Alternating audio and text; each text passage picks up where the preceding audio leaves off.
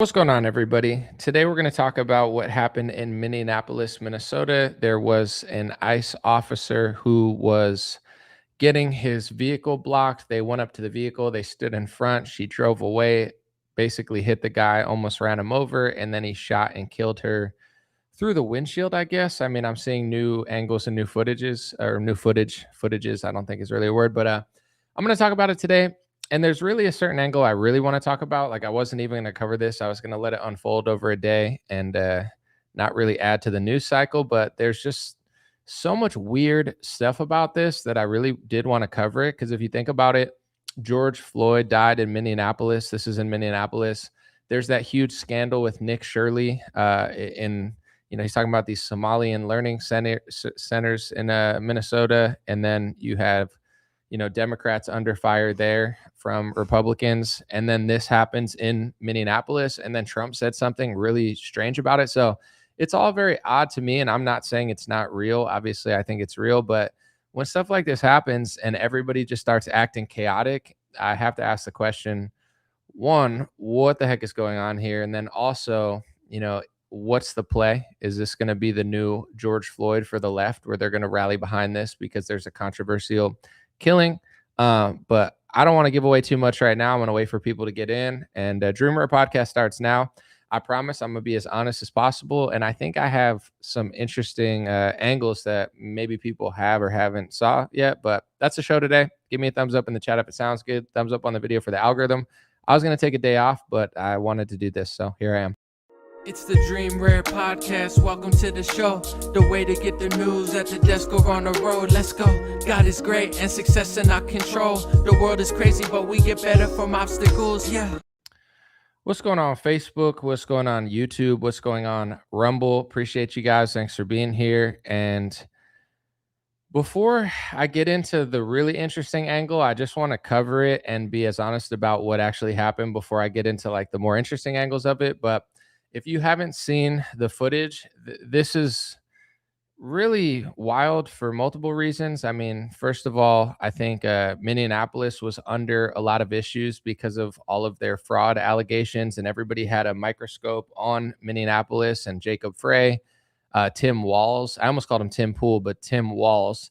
Tim Walz is Tampon Tim. Tim Pool is Beanie Boy. So I just got to not get those mixed up. But Tim Walz just stepped down, so that felt like that was heating up if he just bowed out of the next governor race. And then this just so happens in Minneapolis. And this is where George Floyd was killed or died of fentanyl. I guess it depends how you look at it. And this was another kind of controversial one where I could see both sides of it, because there's one angle where it looks like, basically, I'll just give you the rundown. She's perpendicular to their vehicle, blocking them, some anti-ICE protester of some sort or activist. And then they told her to get out of the way. They approached the car pretty aggressively. They weren't playing around. One of them went to the window and said, get out of the vehicle. The other one stood in front, and she tried to drive away. But since one of the guys stood in front of the car, from the back angle, it looked like it barely didn't do anything, and he just shot her like way too fast. And then from the front angle, I saw a different angle. It definitely shows that she did almost run him over, and it's definitely like way more questionable. So it's just the perfect controversy to piss people off. It's the perfect agent of chaos for the moment, where if you look at one angle, you could be like, that officer's ridiculous, he should have never done it. If you look at the front angle, you're like, oh, okay, now I could definitely see she did probably try to run him over. At least he was inserting himself in front of the car, and then she tried to drive away, so she could have definitely killed him in a court. Definitely, I think it depends who the judge is, but the officer for sure, I think definitely almost got run over. So I think legally he does have the right to shoot her. But then there's going to be some people who say why did he have to shoot her?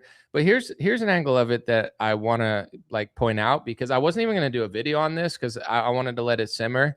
But Trump said something to me that it just made it even weirder, where I'm like, what's going on here?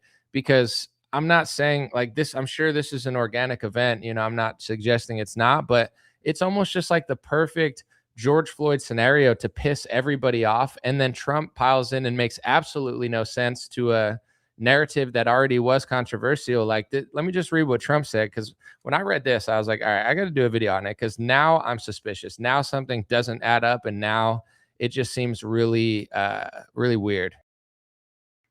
So Trump said he just viewed a clip of the event that took place in Minnesota. It was a horrible thing to watch. He said the woman screaming was obviously a professional agitator, and the woman driving the car was very disorderly, obstructing, resisting, who then violently, willfully, and viciously ran over the ICE officer, who seems to have shot her in self defense. Based on the attached clip, it's hard to believe he's alive, but now recovering in the hospital, right? And then he goes on to say the situation should be studied. We got to support our ICE officers or whatever. But the point, I don't feel like reading the whole thing. I have no problem with this statement, besides the fact that he's like, it's hard to believe he's alive. I thought at first he was talking about the woman, but he's talking about the ICE agent. Like, I can't believe the ICE agent's alive, but he's recovering at the hospital. Listen, I'm not saying the woman was justified. I don't think she was. I think she's retarded. I think it was a stupid thing to do. You're definitely gambling with your life if you're going to try to run past or run over an ICE agent. I'm not justifying what she did at all. I think it's idiotic, and she has no one to blame but herself. But why would Trump act like he's shocked that the ICE agent's recovering at the hospital? Because if you watch all the angles, I definitely think that she almost hit him. She kind of did hit him, but like barely. But at the same time, if he didn't jump out of the way, like, she could have killed him. I'm not saying she's innocent. I'm not saying she did the right thing. She did the wrong thing on so many levels. But it's pretty clear, at least in my vantage point, unless you guys can prove otherwise, that the ICE agent could have been killed, but he like barely got touched by the car. So why would Trump be acting like he got shot 9 times like 50 Cent or something, and it's some miraculous victory that he's recovering in the hospital? And the reason that I bring this up is, like, it scrambles everybody's brain, and then nobody can think properly. It's the same thing as the Venezuela thing. Um, you have the left, who's obviously mostly going to support the woman because they hate ICE, and they, think that he pulled the trigger too early. You're going to have Republicans who defend the ICE agent and say, F around and find out. Like, she effed around and then she found out. But what I'm asking is, like, why is Trump acting like the guy? You know what I'm saying? Like, when he says something like that, and then Jacob Frey gets on television and says this, and then Tim Walz says this, it just seems like massive, massive chaos. But once again, it's like there's no one just being remotely honest about it. Like, why? You get what I'm saying? Why would Trump? Like, Trump made the weirdest statement out of everybody. Josh said you're a cuck. Well, no, but also, you're not listening. I'm just gonna ignore people on Facebook because they're like the most brainwashed, like sub 80 IQ cavemen. But you get what I'm saying? Like, I'm just gonna repeat it real quick, and then I won't let it derail the live stream for people with above 90 IQs. I don't think the woman was in the right. I absolutely think that she'll probably lose in court. I think there's enough evidence that she did make contact with the officer, and, probably, I mean, definitely shouldn't have been there. Definitely shouldn't have tried to do that. When they say stop, I understand why, they did everything. But the point that I was making is, like, why would Trump then say he's like blown away that an ICE officer survived? Because if you look at all the videos, once again, even though he could have gotten run over, like, he barely, I don't know. It's just so it just seems very strange that he's acting like the officer got literally run over by the car. And then you have people in the comments. I mean, everything's confusing. It's moving quickly. I'm confused as well for a while, but people think that, like, the officer literally got like completely run over by the car, like under the tires. So then they're like, no, it makes total sense. Trump said that, like, he went under the car. And I'm like, wait, he went under the car?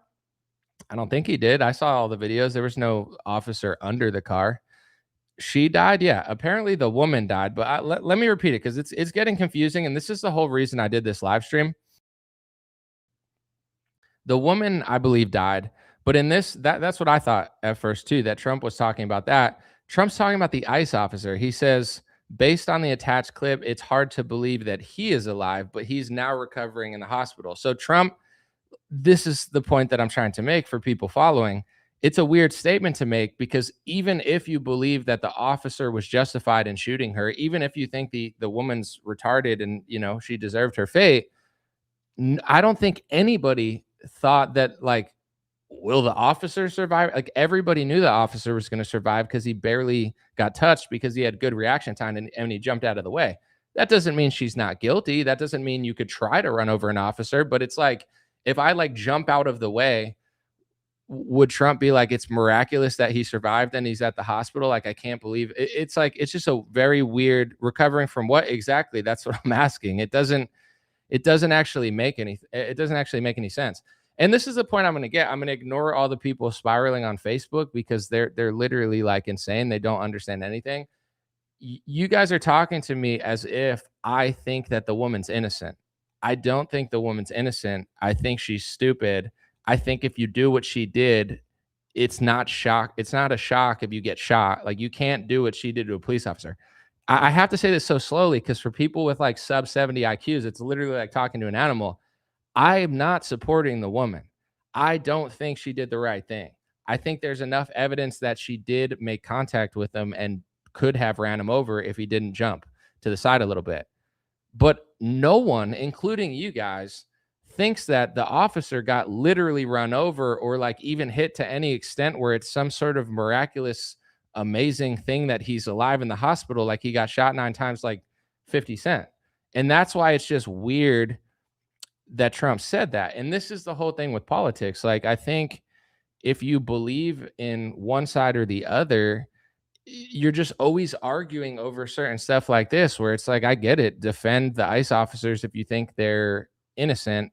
I understand that. But why are you like, people can't process other things involved with it where they're like, yeah, I support the ICE agents, but it makes total sense that Trump said it's miraculous that he survived at the hospital. Like, that actually doesn't make any sense to anybody.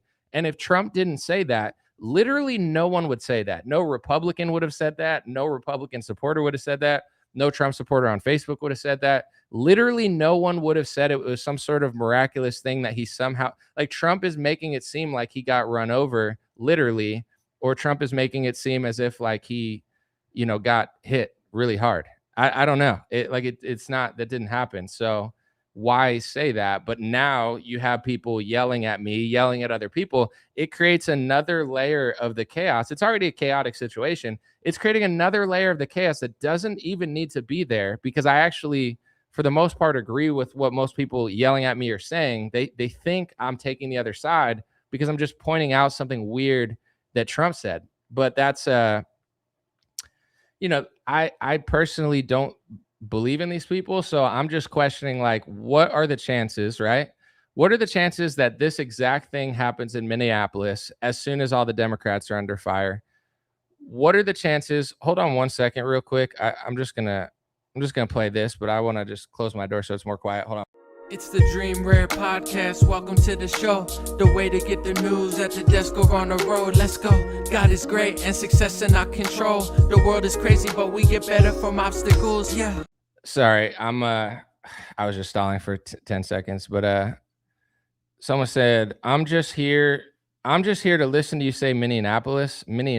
Minneapolis. Yeah, I'm sorry. I'm not from Minnesota. Or that was a terrible Minnesota accent. I should just rage quit right now. But in general, yeah, I mean, think about all the things that had to happen for this to happen, right? It's in the same place that George Floyd died.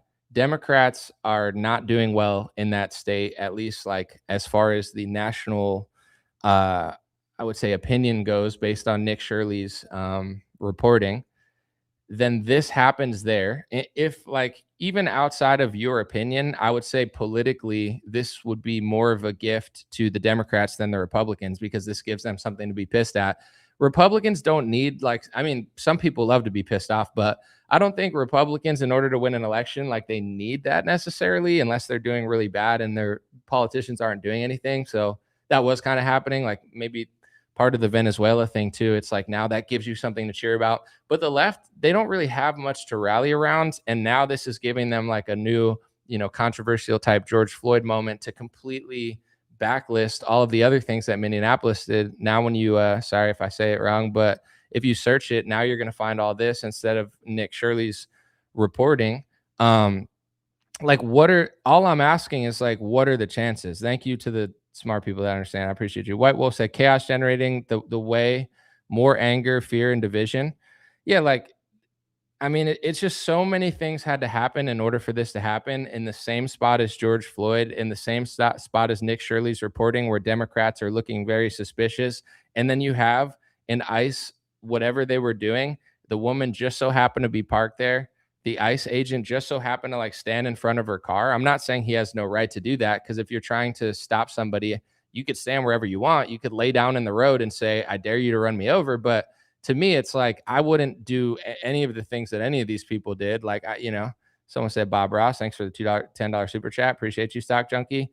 Um, I don't know, like maybe a cop in here would know, but I don't know cop protocol. But it's like if I'm a citizen, I'm not blocking cops. I would never do what that woman did. I would never, run away and try to run away. If they told me to stop, I would assume they might shoot me. So I can't relate to what the woman did at all. I think she's really stupid. But when it comes to the ICE agent, like the one went to the window, that makes sense to me. And then the other ICE agent like stood in front of her car.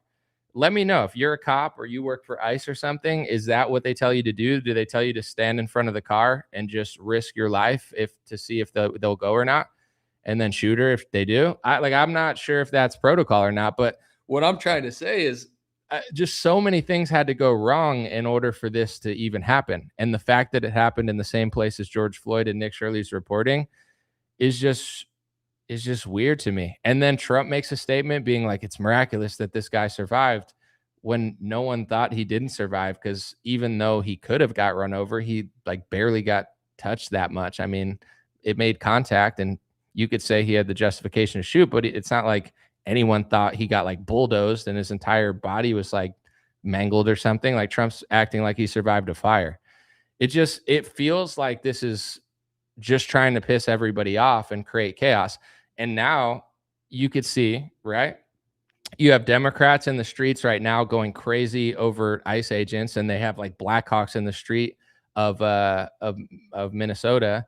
You have people on Facebook who don't even realize that I pretty much agree with them, and I don't think that she was in the right, and I don't think that it's that shocking that that happened given all of the stupid things that she did. Like they're freaking out at me, even though I pretty much agree with. Like it's creating all this chaos. It's like people on my side can't even hear what I'm saying. People on the other side are going to literally go nuts and probably George Floyd riot in a few cities. I mean, hopefully not, but if any event would stir this for the Democrats, this would be the one, to make people in like Los Angeles and New York City and stuff get pissed off for a week or two. Me personally, like I don't care. I don't care if liberals freak out and cry, or like, I mean, the police officers will care and the people that have to deal with these psychopaths, but I'm just simply talking about it. And even talking about it is like bugging people out on my own side. So I think it just shows that it's working. And that's what happens when you have two sides that constantly stir up chaos. Once again, I'm just going to read. Someone said Anomaly is the biggest POS journalist right now. All right, Miguel, I'll humor me. Okay, buddy. Let me know what's so bad about my journalism, right? Let me know what part of what I said in the last 3 months, like what part of my journalism bothers you. All right, you get the floor. Someone said I'm on Trump with this. I'm with Trump on this one. But here's what you don't understand what I'm saying. I'm not saying the ICE agent should go to jail or anything. I'm just saying it's weird that Trump's saying that he survived in the hospital. No one did, like no one. Do you guys not understand what I'm saying? I don't know. I thought this would like go over really well. I don't really care. I'm not saying Trump is wrong for standing by his law enforcement officers. I'm not saying Trump is wrong for saying that he had the right to defend himself. What I'm saying is it's weird that he said, based on the attached clip, it's hard to believe that the officer's alive. How is it hard to believe that the officer's alive watching that clip? I watched the clip and I think the woman is stupid, but it's not hard to believe the officer's alive. It's actually extremely believable watching the clip, because I don't know a single person who watched the clip and thought that the officer wouldn't be alive. That did, like, you know what I'm saying? Do people, when an event happens, do people just get so emotional that they can't hear what I'm saying? I'm not against the rest of what Trump said. He's the president of the United States. Of course, he should stand next to his law enforcement officers that he's sending there. But why is he saying, based off of the clips, watching that, it's a miracle that he's alive? Like that doesn't make any sense.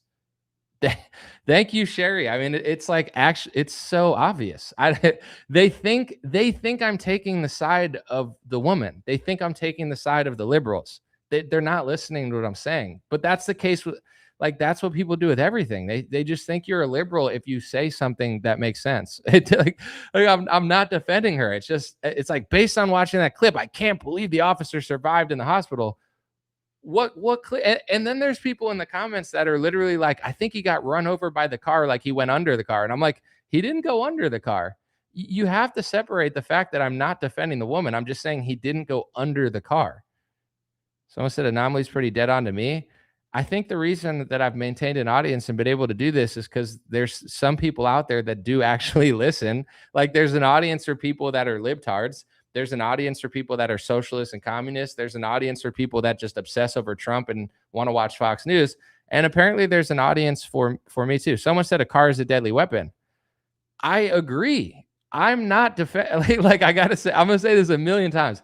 I'm not defending the lady. A car is a deadly weapon. She should have stopped. She shouldn't have ran away. She shouldn't have almost ran over an ICE agent.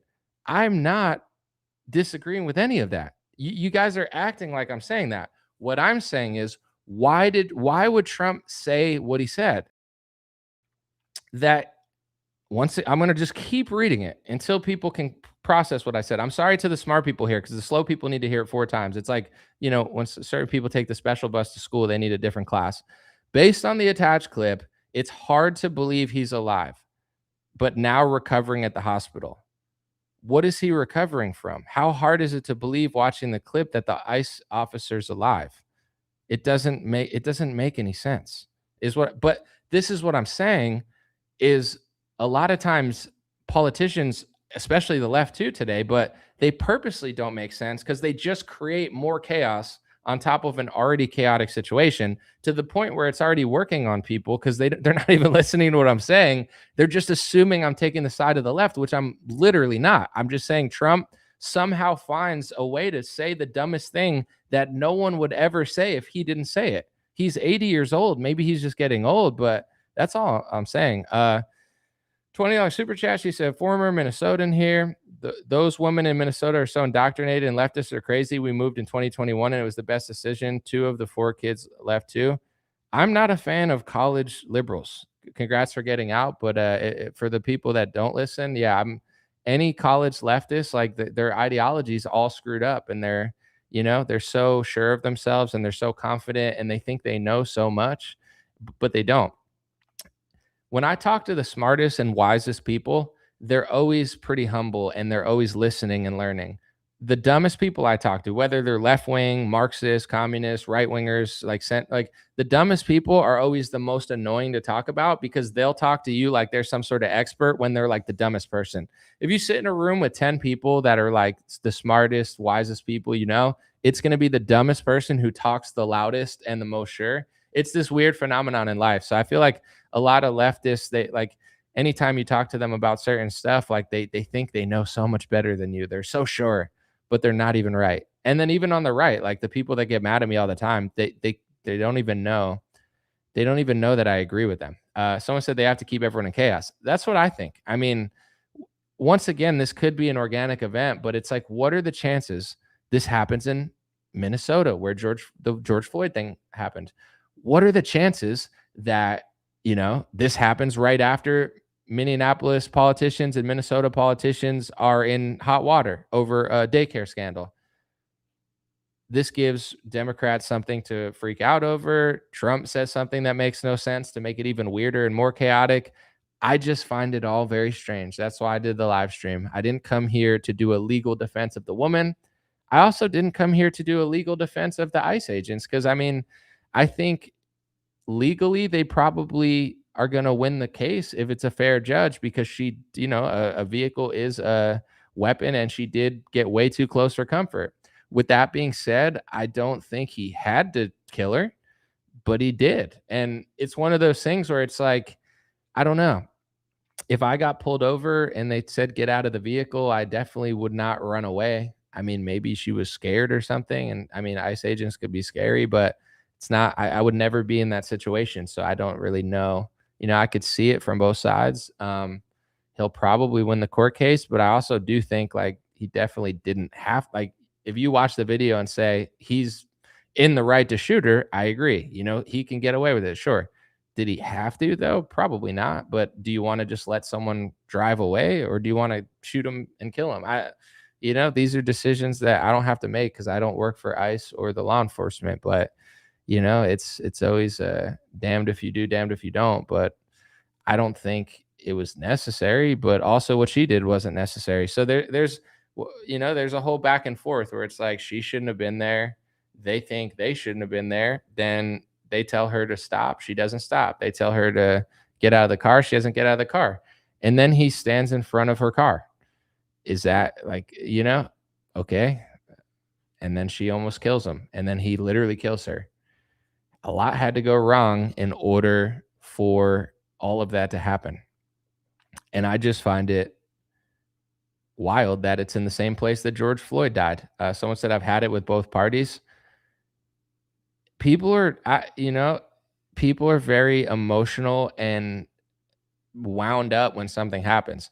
What I said 4 days ago about Venezuela, I guarantee you that like 90% of Republicans will be saying it in 3 months. It's just if you say it right away, it like freaks people out. Even what I said earlier, people are going to watch this on Facebook and they think I'm defending the woman. I'm just being honest. I don't work for law enforcement. I'm not a lawyer. I'm telling you everything I think. Definitely both sides could have done stuff better, but they didn't, and she's dead. So I'm not going to do a hypothetical. I think he could win in court. He probably should win in court, but at the same time, I don't know the full story. Like, what were they doing there? Obviously, she was blocking the road. What else did she do?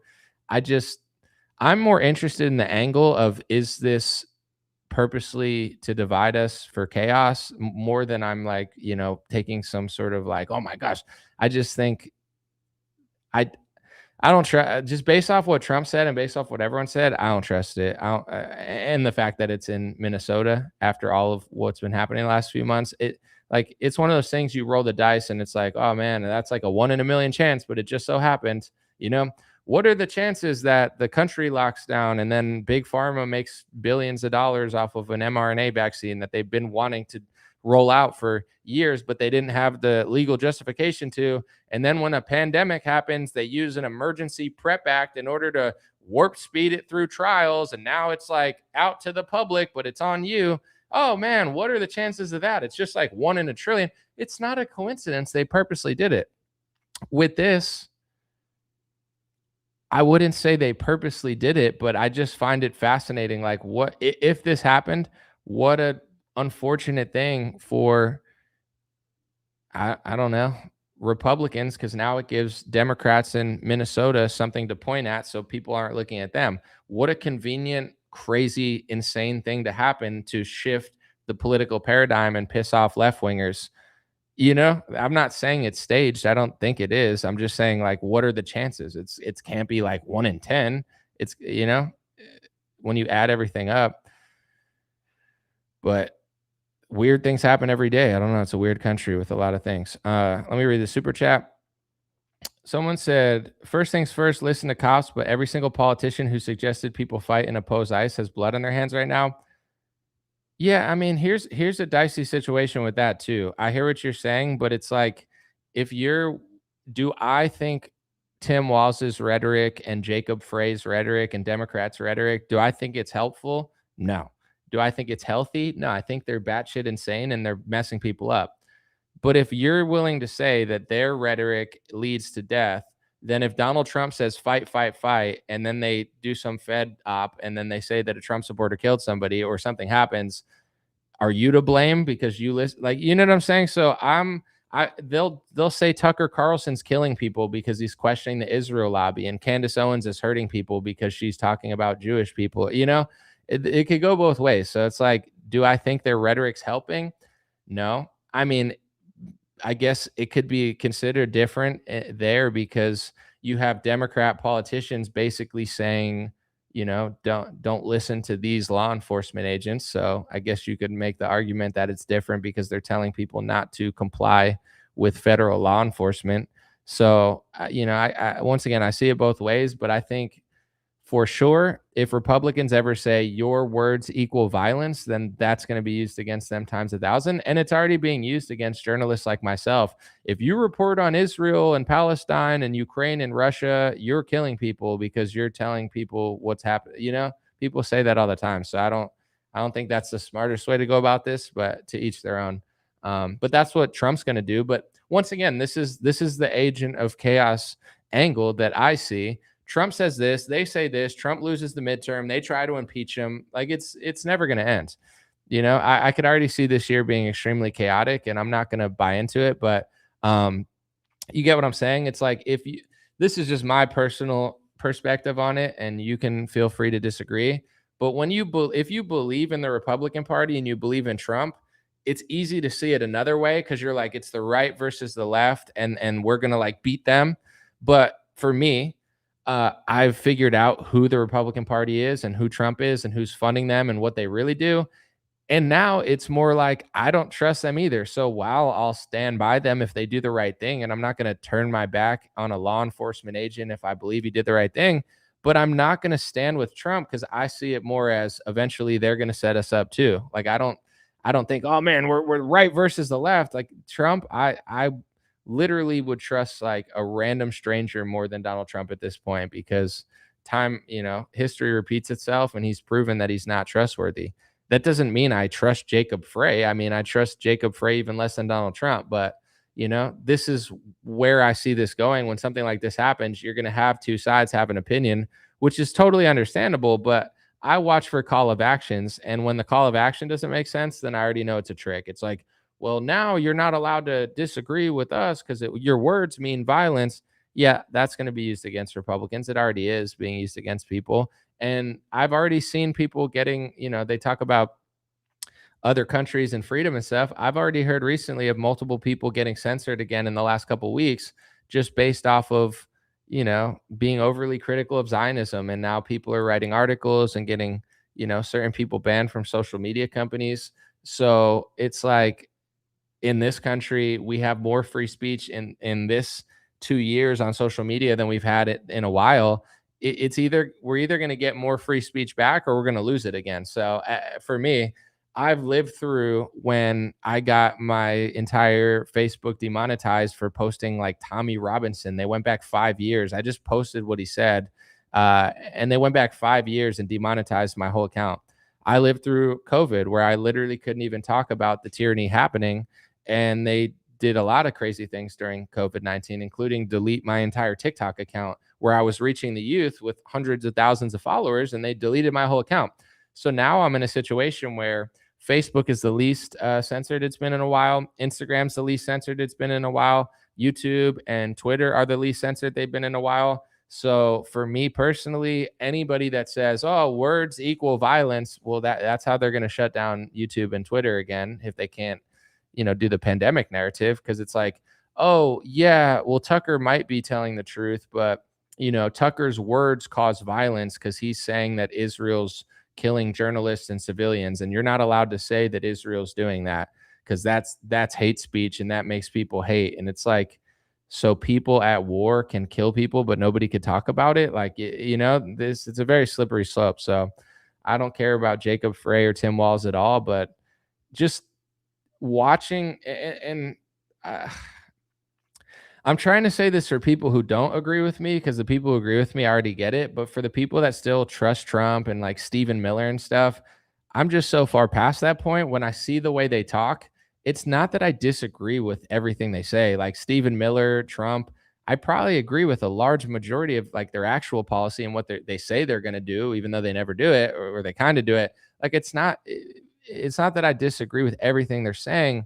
It's just how they say it and how they operate. I just see right through it. It's like it's always like very chaotic. It's always very loud. They don't intelligently think about what they're doing. They just have like a gotcha moment, and they don't need to think about it because people just support them. So even after this happened, watching the rhetoric from Trump made no sense to me. Watching all their rhetoric, it's like they're always taking really weird angles, and I don't think the end result is them winning. I know who these people work for, and they don't like me just as much as the left doesn't. So someone said go back and look at the George Floyd thing. I've looked at it, bro. I mean, that's another comparison to this too. It's like it doesn't matter what's right or wrong, or it doesn't matter what really happened.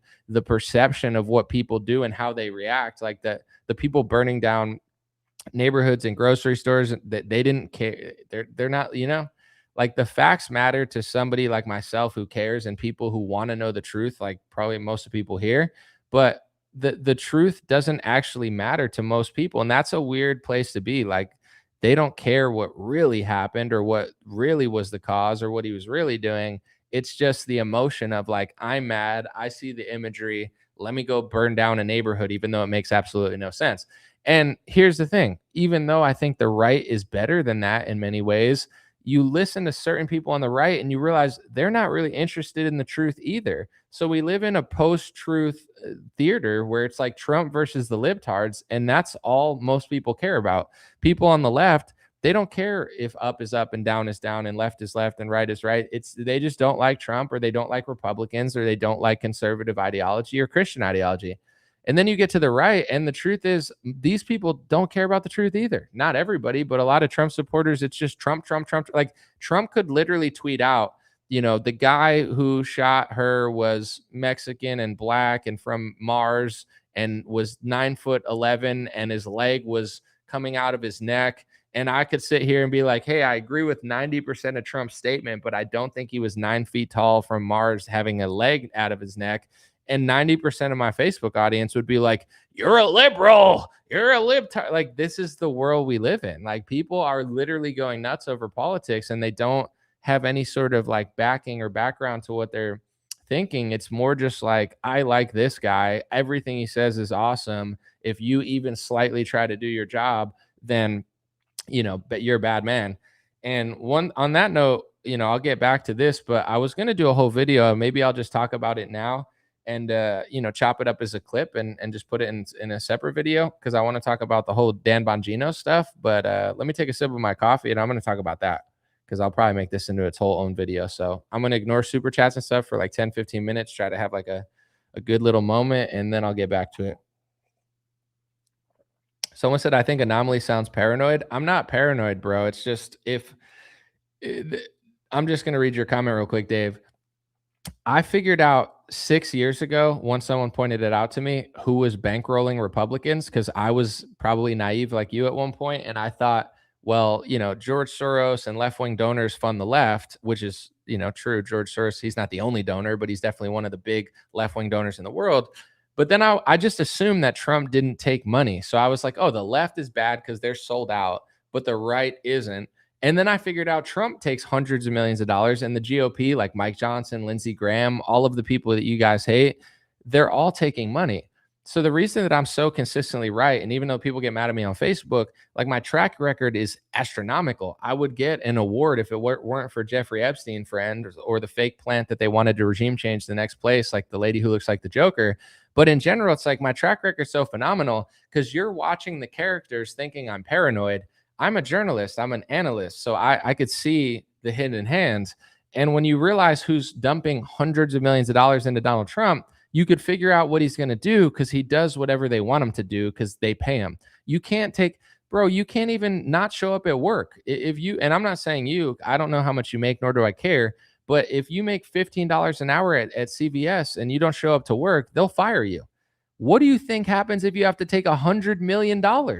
Trump doesn't make 6 figures or 7 figures a year. He's making more money than me or you will probably ever see in our lifetime in one sitting with one donor. $100 million from Miriam Adelson. So the reason I know what's going on, and the reason you think I'm paranoid, is because you just don't know what's going on. It's like you think it's like it's this weird Fox News like show for your entertainment, but the reality is, like, just like the left has owners, so does Trump. So I know what's happening years before it happens, because I actually read what's going on. I don't just listen to like Graham Allen and David Harris Jr., Terrence Williams brain rot. That's like low IQ entertainment for animals. I'm sorry, but it's like the most embarrassing, lowest level of like entertainment. It's just like Trump, Trump, Trump, Trump. It's like they're drooling dogs at this point. It's pathetic. So it's like, oh man, Anomaly, I don't get what you're saying. You're paranoid. I'm not paranoid. I'm just educated, and I'm aware. Someone said, Anomaly, please tell me you're not against deportations. No, But this is the issue. If I say something that makes sense, you just assume it's like all the left. Thank you for listening, Teresa, because I think in video you can hear more. I'm going to be patient. Then I'm going to get to the other stuff. You got to snap out of like if someone says something that makes sense and makes me think they must be a liberal and agree with all that. I support deportations. I just don't like the way Trump's going about it. I don't like his angle. I don't think he's doing that much, but he's making up for what he's not doing by just trying to act like he's like extra badass and extra cool about it, but it's not really that cool. I would like him to be swift, law and order, but compassionate about it and thoughtful about it, but at the same time, hardcore and not like bowing down. But he's not even doing that much, but he's trying to be like extra rambunctious about it to trick his base into thinking he's like deporting 100 million people when he's not even deporting that many people. So I support deportations, but I'm not impressed with the Trump administration this time. However, I will say compared to Biden, I mean, half the reason I voted for Trump was like to get Mayorkas out of office. I feel like Mayorkas was was a nut job. So yeah, I mean, I definitely support deportations, but that doesn't mean I have to just think everything's great. I don't know. Personally, I don't think my job is just to like sit and agree with everything, because then I could just be a sports fan and I would wear like a Trump hat, and you know what I'm saying? I could have a pom pom, but that's my opinion. All right, let me talk about what I wanted to. I want sorry. I'm doing it like it's a video where I'm taking a break, and then because I'm gonna chop it up into like a 15-minute video. I wanted to talk about Dan Bongino. He was in the FBI, very high level position, and he recently left. And he says he's going back to citizen life to do what he wants. Within the first day, some of his first posts were like, "I'm waging war on MAGA grifters, and I'm waging war." He retweets Cat Turd, who was dunking on Thomas Massey, right? And Trump even said that Ed Galrin was a central casting guy. Like Trump said, he's central casting. You're backing a central casting guy that's being bankrolled by three Zionist billionaires against Thomas Massey, because Thomas Massey likes America more than Israel. Weird. But anyway, Dan's retweeting Cat Turd. He's retweeting Mark Levin. He's just going off about all of these people that are questioning Trump, basically. And then I thought to myself, I'm like, so Dan Bongino said before he was in the FBI that he was going to take on the deep state, right? Not Trump supporters who disagree with Trump, not Thomas Massey, not Rand Paul, the deep state. Let's just say you hate Rand Paul and Thomas Massey. Okay. They're not the deep state. Okay. Like, even if I said they both suck, which they don't, but let's just say they both suck. That's not the deep state. We all know that that's not the deep state. Trump supporters who like Trump, who voted for him twice or three times, who are a little disappointed in certain stuff, that's not the deep state. People concerned with who Jeffrey Epstein was and if he compromised our entire government, which it seems like the case, or at least most of it, these people are not the deep state. So this is the most messed up thing that Dan Bongino is doing. He said he was going to take on the deep state. He went into the deep state, and he came out of the deep state acting like more of a deep state piece of garbage than ever, where he's now acting like his entire job, now that he's back as a normal citizen, is to rage and act like a psychopath against Trump supporters, Trump voters, conservatives, libertarians, and independents who voted for Trump last election by the tune of tens of millions to, get him a massive landslide victory. That's who Dan Bongino is really pissed off at now. Like, he's not tweeting about the deep state that much anymore. He's tweeting about Thomas Massey and grifters. And he basically called, what's his name? Matt Gets a Jew hater. So it's like his entire feed. It's like, oh, Thomas Massey's not, he hates Israel, even though he doesn't. He just doesn't take AIPAC money, and he prioritizes America over Israel. Dan Bongino had a clip where his wife at the time, I don't know if he's still married to her, but it was his wife in the clip. And it was like, name something near and dear to your heart, right? Anything. It could be God. It could be the defense of America. It could be his wife. Like, he could say anything. Name something near and dear to your heart, Dan Bongino. And he says, the defense of Israel, that's the number one thing that's near and dear to your heart. Then go live there, bro. If the defense of America is not near and dear to your heart, and the defense of Israel is, why don't you go live in Israel, right? If the defense of Poland was near and dear to my heart because I'm Polish, and the defense of Italy was near and dear to my heart because I'm Italian, I would go move there and defend my homeland. If America's not your homeland, then what's the point? So it's like Dan gets out of the deep state, said he was going to take on the deep state. And now that he's out of the deep state, he's acting like the deep state. He's more mad now at random people who just don't like Trump as much as they used to. That's his entire feed, is just raging at Trump supporters, Trump voters, libertarians, basic, like whoever voted for Trump last election, like myself, and people that are trying to use their citizen leverage to get Trump to do stuff. He's freaking out at all those people. It's disgusting. It's like, bro, you said you were going to go take on the deep state. You went there, you came out, and now you're acting like the deep state, just raging at normal random citizens. It's gross. And here's what I'll say. Trump said today, before all this chaos happened, he said that, he was going to stop major, like, companies from buying single family homes, right? Which is awesome. I think most people think that that's a good thing. Me personally, and I'm not trying to not give Trump credit, because I am giving him credit. I think this is actually one of the best things he's done all year. But I do personally think that when he sees his numbers polling low and when people are not happy with him, he tries to do more. Because if you listen to him on stage, he doesn't understand. He's like, why I'm going after Venezuela. I'm doing this. I'm doing that. Why don't people like me? Like, he has the real numbers, and he knows the real numbers are lower than what he wants to be to win the next election. And he doesn't want to get impeached. So he's like raging at people around him. And he's like, why are my numbers so low? And then probably somebody smart around him goes, well, even though you're super rich and we're doing well, like the average person's not doing that well, and it's not your fault, but they want something for them, not for Israel, not for Ukraine, not for Venezuela. Like, they want something for them that impresses them. And I do believe that the reason that not all of the things that Trump does that are good, but sometimes when things come out, when he's like, hey, let me do this, let me do that, he's trying to please us because he realizes we exist. If we don't tell him we exist, he just goes and pleases his donors. Oh, what does Miriam Adelson want? What does Paul Singer want? What does this person want? What does that person want? It's not until we kind of show that we have balls and we have a spine and we're like, listen, Trump, we support you. We voted for you 3 times. We don't like what you're doing. You're not focusing on America as much. The affordability issue is real. For a while, he tried to say it wasn't real. If he's going to take away the ability, if he gets away with it, because I mean, it's just an idea right now, but hopefully it goes through, and these massive BlackRock or Blackstone type corporations can't keep buying up all the single family homes, then that proves that he knows that there's some sort of housing or affordability issue. So saying that it doesn't exist doesn't poll well, but doing something for the people actually polls well. So this is why it's so important to give Trump criticism and backlash, because the more backlash we give, the more stuff he does for us. If we all just sat around and cheered, he'd just do whatever the donors wanted, because they give him hundreds of millions of dollars. So this is why it's so diabolical what Dan Bongino is doing. He said he was going to take on the deep state. He was all concerned about the Epstein stuff before he got into the deep state. He went into the deep state for a year, bailed out, and now he's back as a citizen, railing on random citizens. Bro, Thomas Massey's not the deep state. People that aren't cat turd aren't the deep state. 3-time Trump voters aren't the deep state. But that's who Dan Bongino wants to spend this year railing against black pillars.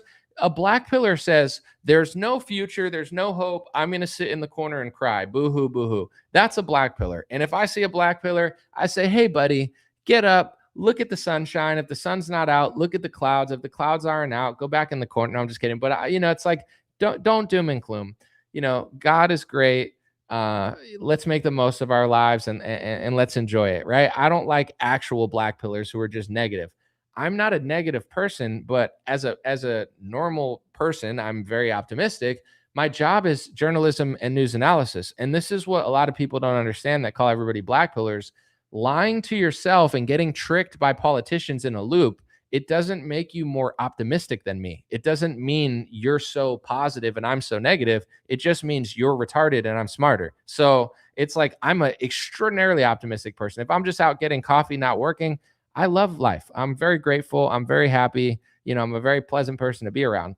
When I work, my job is not to just lie to people. My job is to tell the truth. So if I have to tell people what's really going on in politics, it doesn't make me a pessimist. It's just the reality of it. I'm not telling Do you hear me telling people to get mad and get angry and hate life? No, just call it out and we might get some results. It's that simple. So when Dan Bongino comes out of the deep state and starts railing against Trump voters, saying, "Oh, you guys are black pillars if you don't act like cat turd and stuff," what he's doing is preventing us from getting wins, because he's just like, shut up, sit down and worship the Trump administration like me so I could have got a job, and you act that way too. We don't want to act that way, Dan. We vote, and we know that voting doesn't go the full distance. So we want to have our voices be heard, and we think that challenging Trump brings results. It's not black pillar. Dan is basically waging war on smart, honest people who don't work for a foreign nation, like Tucker Carlson, Thomas Massey, and apparently Matt Gaetz now. He called Matt Gaetz a Jew hater.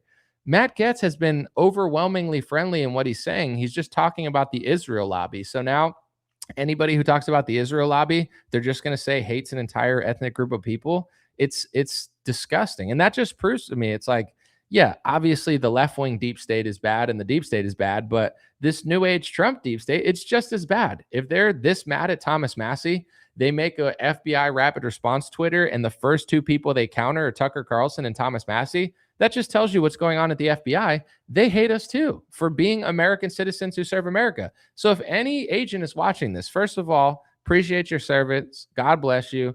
And you know what I'm saying? Don't shoot me. But at the end of the day, I'm an American citizen. I serve America. America's my homeland. I like America. I don't work for a foreign nation. If that bothers you, ask yourself why. Because this is the United States of America, not the United States of Israel. I don't believe in Israeli speech laws. I don't take Israeli donor money. And there is a lobby that's paying off politicians to prioritize to prioritize Israel over America. That's my fault. I'm a great American citizen. And it seems like they have a problem with that, or at least Dan does. So, these people, it's crazy what they're doing. And it's not just the left. So super chat. Thank you, JK's $50 super chat. I appreciate that a lot. He said, thanks for doing what you do. Bit of common sense and logic goes a long way. Not about the left and the right, rather simply right versus wrong. Happy 2026. And get back in the ocean in 26. I'll see what I could do. I got stung by a stingray too many times, dude. They made me not want to go in the ocean. All right. Let's see. Someone said they never could have pulled off the COVID thing with Hillary. Only Trump could have made it happen. Yeah, I've said that before too. I mean, it's something to think about, where it's, if you believe certain politicians and you're like, he just made a mistake, then it's like, oh, we're just getting tricked back and forth. Boing, boing, boing. But if you really look at it, I've said this many times as well. Could Hillary have pulled off the 2020 lockdown, 15 days to slow the spread? I don't know if Hillary Clinton could have got all Republican states to lock down. And this is a scary thought for Republicans. But if you remember, Trump implemented 15 days to slow the spread. He extended it till May. And there was one state, Georgia, that tried to opt out. And Georgia wanted to open spas and salons for their business owners. And Trump actually got pissed at Governor Kemp. So Trump was the quarterback of the lockdown, telling every Republican governor to lock down. At a certain point, people are going to have to realize Trump is the deep state. Trump is the neocons. Trump is Lindsey Graham. Trump is friends with Bill Gates. I know people don't want to hear it from me because it doesn't sound right. But if you really analyze everything he did, it only makes sense if you just don't understand anything and say, oh, he just made a mistake. You want to believe he made a mistake because you like him and you would hate to believe that he's in on it. But if you really research and you really get to the bottom of it, he's kind of just in on it. And this is what he's doing with the Republican Party now. Just like he was the quarterback of the initial lockdown and he got mad at Georgia for opening up too early, it's the same thing that's going on now. It's like he wants everybody to work for Israel over America and prioritize Israel over America and do whatever Lindsey Graham wants and, strike his deals with Pfizer. And if you stand up like Thomas Massey and be like, you know what, I don't know about all this, then he knocks you down. He's the ringleader of the fake opposition. It's tough for people to balance this because then they'll think like, well, you want the left? No. I voted for Trump because I wanted him to close the border. I voted for Trump because I wanted Mayorkas out of there. And I voted for Trump because I wanted RFK Jr. at a health department. That's really it. Like, you can go back and see my video talking about it. I never sat and said, you should really trust him. He's amazing. I said, I don't trust Trump. I'd never trusted Trump. I didn't trust Trump when I voted for him. I didn't trust Trump 5 years ago. I don't even like Trump, really. There's times where I liked him more than I did before. Like, you know what I'm saying? Like, liking is kind of, it's a term that could be like, it's not my best friend. But I really had extraordinarily low expectations for Trump. It's like, can I afford for the border to be open for 4 more years and 10 million people to come in the country? Yeah, I guess I'll vote, but my vote doesn't even matter. But it's one of those things where that's all I really think of Trump. And anything that I thought maybe he would do better, he hasn't. So at the end of the day, I think it's logical to want him over Biden. But that if that's all it is like he's slightly better than Biden, dude, Biden is like a demon in my opinion. I can't think of many worse leaders in American history than Alejandro Mayorkas. I mean, he's one of the biggest frauds in recent American history. Slightly better than him's not that good. You know what I'm saying? Like it's good enough, I guess, for now, but the whole goal is for people to level up so then we could get a better leader in 2 years. But if you stay in this cycle of Trump, Trump, Trump, Trump, Trump, it never ends. It's like this nonsensical, carousel wheel just runs in circles. It has nothing to do with blackpilling. It's like imagine talking to like a boomer in 2005 and being like, George Bush is lying. They're like, don't be a black pillar. We're going to go get Gaddafi. It's like, all right, if that's optimism to you is lying to yourself and then getting mad in 10 years, I find it very like foolish. Back in the day, they would put like a dunce cap on your head. Someone said, dude, you're a has-been. The interesting things about people like you, Danny, first of all, appreciate your support, but it's like you guys prey on my downfall so hard. It's like you guys so badly want me to not be able to work. So then there's no like you just want to listen to like Fox News hosts who get millions of dollars to pathologically lie to the American people. You want like sub 70 IQ Fed slop from people who just say what the federal government tells them to say. Like why do you guys so badly wish that I wasn't here? It's like I'll pray for you guys because it's pretty evil. It's like, man, one of the best journalists in America, man. I hate him. He sucks. I wish he wasn't here. All right, bro. Enjoy Graham Allen and David Harris Jr. As I'm sure that'll really work out. Amanda said, deep state, it's all of them for sure. And I mean, nothing could be more clear than Dan Bongino getting out of the deep state and then immediately just like declaring war on normal American citizens who like Trump, but not as much as him. Like that's what they mean by black pillar. To them, a black pillar is somebody who voted for Trump 3 times, probably donated to Trump, is more conservative than Trump, but just simply questions the federal government that they just worked for. Like that's what a black pillar is to them. Like it's so bad, man. But what are you gonna do? And at this point, I think obviously I have a lot of dreams and goals, but you have to just be at peace with whatever happens. Like when I first started doing what I did and I had record meetings and label meetings and offers, I never cared. I don't know. I could take credit, but I really think certain things were not taught to me. It was just my soul and my spirit. And I thank God for that. But I never cared about fame and I never cared about girls or money. So they could never buy me. And people don't even know this or probably don't even believe that, but I don't care. I had major label meetings when I was in my 20s for music, and they could never sway me because I never cared about those things. And even with politics, like, I don't care about fame. I don't care about money. I'm willing to be broke. I'm willing to die for what I believe in. And people don't understand that. So when it comes to people saying, I wish this, or you're a has been, I'm prepared for whatever comes. Obviously, there's certain outcomes I would rather, but if I lose everything saying this, if they take away all my money, if they do like it is what it is. I'm not willing to lie. Like the people that say, "Anomaly, you're a has been." You would love me if I took millions of dollars from Fox News and corporations or the pharmaceutical industry and just sat on television lying to you. Then you would like me, right? You'd be like, he's good. But I sacrificed all of that to be honest. It's hard to even get Republican sponsors because Republican sponsors want you to just do like Republican slop. I mean, unless you're like Theo Vaughn level, then you can make a lot of money. But at the end of the day, it's like it is what it is. Like if things are meant to be, then they're meant to be. I got reached 1 billion people on Facebook last year, and they say I'm a has been, but yet they're in my comments every section. If I'm a has been, why are you guys in the comment section every day? I must be popping on the streets or something. If you guys want to be here talking, like I'm not asking you to be here. So, people be preying on my downfall. But someone said boomers gets scammed by blanks a lot. I don't want to read that slur, but I hear you. Let me see. Someone said Jesus Christ always has your back. Well, that's nice. Someone said if you sell out, then everyone will love you. Everyone that hates me for my reporting on Venezuela or Trump would 100, like literally, if I'm just doing a hypothetical. If I went and took a backdoor deal with like Miriam Adelson or not that they're interested in me, but you get what I'm saying. Paul Singer, Miriam Adelson, mega donors, Lindsey Graham, all of these frauds, and then I just went on Newsmax and just said like the most generic Fed slop.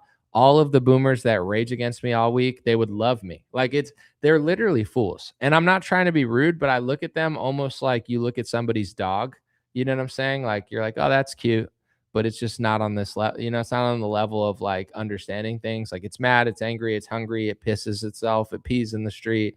Like that's some of these people. And I'm not even trying to be rude, but that's literally how I look at them. Like they're either too dumb or emotional that makes them dumb. It might be a genetic thing where their IQ's too low. They might have a high IQ, but they might just be like really easily fooled. They might be easy to manipulate. But um, someone said it's possible that a lot of your detractors are bots meant to demoralize you. Anything's possible, but I try to not use that as an excuse where it's like, oh, the bots disagree with me. Some people are bots for sure. I mean, definitely with the age of the internet, they say there's more bots than people doing stuff. But I like to believe that I'm fallible like everybody else, and that people just don't like what I'm saying because they listen to someone else. So while there are bots, I try to never use that as an excuse where it's like I'm really popular and everybody who disagrees with me is just a bot. Like, yeah, maybe, but also maybe not. Like, I understand the political landscape more amongst like actual people that I know or people like in the movement. Like there's the Tucker Carlson, I like America more than Israel people. And then there's like the other people that are like Israel, Israel, Israel. We need your kids to go do this for Israel, but you can't talk about it because that's anti-Semitism. There is a real divide. There are really people who disagree. The question is like which side is like really more popular? It's hard to tell because on the internet, it seems like the America First ride is more popular, and that definitely seems true. But there's a lot of people who don't use the internet that much and don't talk much and vote. So it's really hard to tell which side is actually more popular. But there's definitely, I'm sure there's some bot action in there, but as long as it doesn't fluster me, I don't really care. I appreciate people who listen and consider, but it is frustrating when you're saying something super simple and just like people aren't listening. But I don't know. It's a big country. There's a lot of people, and some people might just not listen. Someone said the internet was a mistake. I mean, it definitely has come at a huge cost. It's like the yin and the yang. It's been amazing, but it's been terrible. I think anybody who grew up without the internet, not a single person who grew up without the internet would be like, I wish I grew up with the internet. No one says that. So that's kind of how you could tell the internet sucks more than it's good. Like I'm almost like a boomer. I'm a millennial, but me and the millennials, we boomer out sometimes. And we're like, dude, we had such a good childhood. Like before there were like cell phones and technology and the internet. We had a computer, but it wasn't like that cool. It was cool enough, but not cool enough to like sit there all day. And yeah, nobody's like, I wish I had a cell phone. We're all like, yeah. Remember when we used to like knock on someone's door and be like, I want to play with, those were the days. Jeff said, keep exposing the deep state, bro. Don't listen to the haters. Thank you so much. I mean, if you listen to, and I don't want to put words into Tucker's mouth because I'm not Tucker, and he says some things that I wouldn't say. Like I'm not to like condemn him. I'm just saying I'm not Tucker. But when I listen to people like him or Matt Getz and they're like, oh, they hate so much. Nothing sounds hateful to me. It's used as a tool. It's like if you want everyone to have the same opportunity and you don't believe in DEI, they just say you hate black people. If you want to close the border, even though there's tens of millions of people here legally, they say you hate Mexicans. There's always like, if you believe that men are better at sports than women, they say you're sexist. These are, you're anti-gay. Like they have all these words.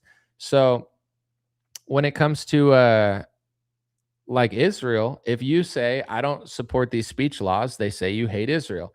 If you say, I don't know that we should support all these wars, they say that you hate them.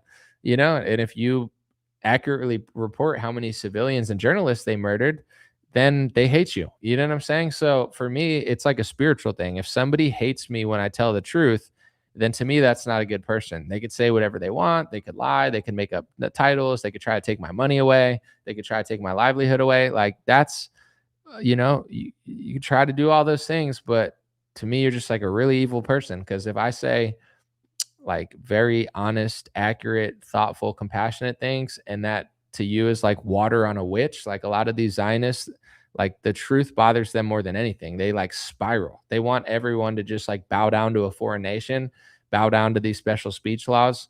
That's another thing too. Trump said he's taking away DEI, but they're about to roll out this new thing that started under the Biden administration, but they're probably going to greenlight it now. It's basically DI for Jewish people. Jewish people have said, like, some of their leaders, not all. I have a lot of Jewish friends that probably don't even know that this is happening, nor could take advantage of it. But there's been leaders pushing to get them under the minority clause of like Black and Mexican or whatever, because they're such a small percentage of the population. And Biden started it, but it's almost through during the Trump administration. So I was like, wait, I thought DI disappeared. But there's always going to be certain DEI. It's just not going to be called DEI, and they're going to find some sort of way to like leverage somebody to get money. There's all these games going on. And with the Somalian fraud thing, that's one thing that I've thought where, God bless Nick Shirley. I wish him well, but I don't trust the kid. He just popped up. He immediately supports regime change in Venezuela, so I'm not really like, I don't trust him. But let's just say his reporting is actually accurate. Who's getting behind it weirds me out, not because that matters, but it's like, this is like, if we're talking about American fraud, that's like such a small thing where it's like there's probably bigger healthcare fraudsters that Trump is, so it's like, is this a real narrative to get the ball rolling, to get the fraud out of our government and to get people from stop using fake things to scam? Like, it could be. I hope it is. I definitely wish them well, but part of me thinks it's like, look over here, Republicans. And this is what I'm saying about this whole ICE thing. Like, Nick Shirley comes out, he says, look at all the fraud in Minnesota. Everybody and their mama talks about it. It becomes the biggest viral story of the year, right? He turns from nobody to basically massive superstar. Awesome, right? Okay. And then everyone's talking about that. And then he supports regime change in Venezuela and posts a video that's inaccurate, which is weird. And so did Alex Jones, and so did Benny Johnson. And they're all posting videos that are mistitled to make people think that Venezuelans are celebrating when they're literally not in Venezuela, but they're mistitling it. I'm like, all right, that's a little weird. And then it's like, now you have this ICE situation in Minnesota, in the same place as Nick Shirley's reporting and George Floyd. It could be a coincidence, right? It could just have happened that way, but I don't know. I'm past the point of thinking that these things are just random. And I definitely don't trust any journalist at this point who doesn't talk about the Jewish or Israeli lobby. I'm just going to be honest. And I could say that because Trump called it that earlier this year. So I'm just quoting Trump. I wouldn't say that, but Trump did call it the Jewish lobby. I'll call it the Israeli lobby, but we know, they kind of intertwine in most parts or play different roles and then intersect somewhere. But you can't say that, but it's true. But don't say it because they get mad. But, it's obviously happening and Trump knows it, but whatever.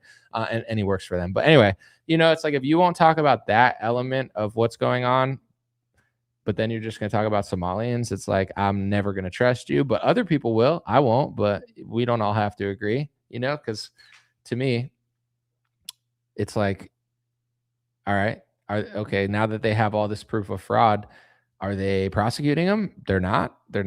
Why are they not doing that if they have all this, proof? And to be honest, I didn't even look into it that much because I could just like, when everyone's doing something, I just usually am like, all right, there's something about this that's probably not what everyone thinks it is. But that feels like it's happening because if it were what everyone's telling me it is, then why wouldn't Pam Bondi be going after them? You get what I'm saying? All right, let me read this. Roy, thank you for being here, buddy. Because a lot of the boomers, they get mad at me, but they have good hearts. So they like never leave, even though I've lost hundreds of thousands of followers, but that's okay. I went from like 1.7 million to 1.5. So the boomers are flooding. But Roy said, I'm so disappointed in how you're exposing the left corruption, which is rampant. And now it's all about what's wrong with our present government, never praising what's right now. Closed border. That's good. Boys out of girls sports and bathrooms. I mean, that's like good, but it's not like I don't know. It's not doing that much. Holding the UN and countries accountable. I don't see that happening. Joe having a $25 million bounty, that just proves that Trump and Joe have the same agenda, which is not impressive. Deporting illegals, he's done that. Cleaning up cities, I did give him credit for that. NGOs, Trump just works for different NGOs, so it doesn't really matter. Um, half of the stuff he said doesn't even make sense. It's like Joe having a $25 million bounty on Maduro just proves that Trump and Biden have the same exact agenda because they're puppeted by the same people and they're bankrolled by the same entity. So it's not like, oh wow, Trump and Joe Biden had a bounty too. I know, bro. They're all Trump puppet, Obama, Biden, they're all puppets of the same people. But in general, I'm impressed with like 4 out of the 8 things that you said Trump did. The other 4, not really. But here's the thing, Roy, and hear me out. I'll be nice about it. Imagine we're the New York Knicks and we're playing the Los Angeles Lakers, right? I'm on the New York Knicks. Trump is on the Knicks. You're on the Knicks. We're all on the New York Knicks, and we're fighting, or we're playing against the Lakers. What if you found out that 95% of the New York Knicks, our team, isn't actually on our team, and they're secretly scoring in the other basket when you're not looking? Would you want to talk about the Lakers more because that's the other team and you hate them and you want to beat them? Or would you want to talk about your own team more because the bigger scandal is not the Lakers, aka the Democrats, are dunking on us all the time. The bigger scandal is 95% of our own team is actually playing for the other team and controlled by the same people and staging all of the games. That's why I talk about Republicans way more than Democrats. I agree with most of what you're saying on Democrats because they're horrible. I would never vote for them again in my life. But the biggest scandal is all of our party is being controlled. And there's like 7 people that aren't controlled, and Trump hates them all, and he's running them out of Congress. So Trump is making sure that for the next 30 years, if you have kids or grandkids, that your grandkids and kids are completely screwed. You understand what I'm saying? That's why I talk about that, because the only decent people in Congress, Marjorie Taylor Greene, Thomas Massie, Rand Paul, and there's like 10 others. And Trump hates most of them because he's getting bankrolled by people like Miriam Adelson. And then Miriam Adelson is funding the opposition to Thomas Massie in Kentucky. Why would 3 Jewish Zionist billionaires be funding millions of dollars against some obscure district in Kentucky? Why are 3 Zionist billionaires so concerned about some random guy who basically doesn't even do anything because he has no power at all, Thomas Massie? Because they don't want any politician in America to serve the United States of America. They want them to serve a foreign nation. And the reason our country looks the way it is because both parties aren't on your side. George Bush tricked you. Obama tricked you. Mitt Romney tricked you. They're all working for the same people. In fact, you know what I never did? I never endorsed Mitt Romney. Do you know who did endorse Mitt Romney? Donald Trump. I'm not hanging out with Lindsey Graham. I'm not doing meetings with Bill Gates. I'm not bankrolling Pfizer with socialist money because I'm not a socialist. You know who is? Donald Trump. But all the boomers on Facebook call me a liberal when I point out that I'm more conservative than Trump.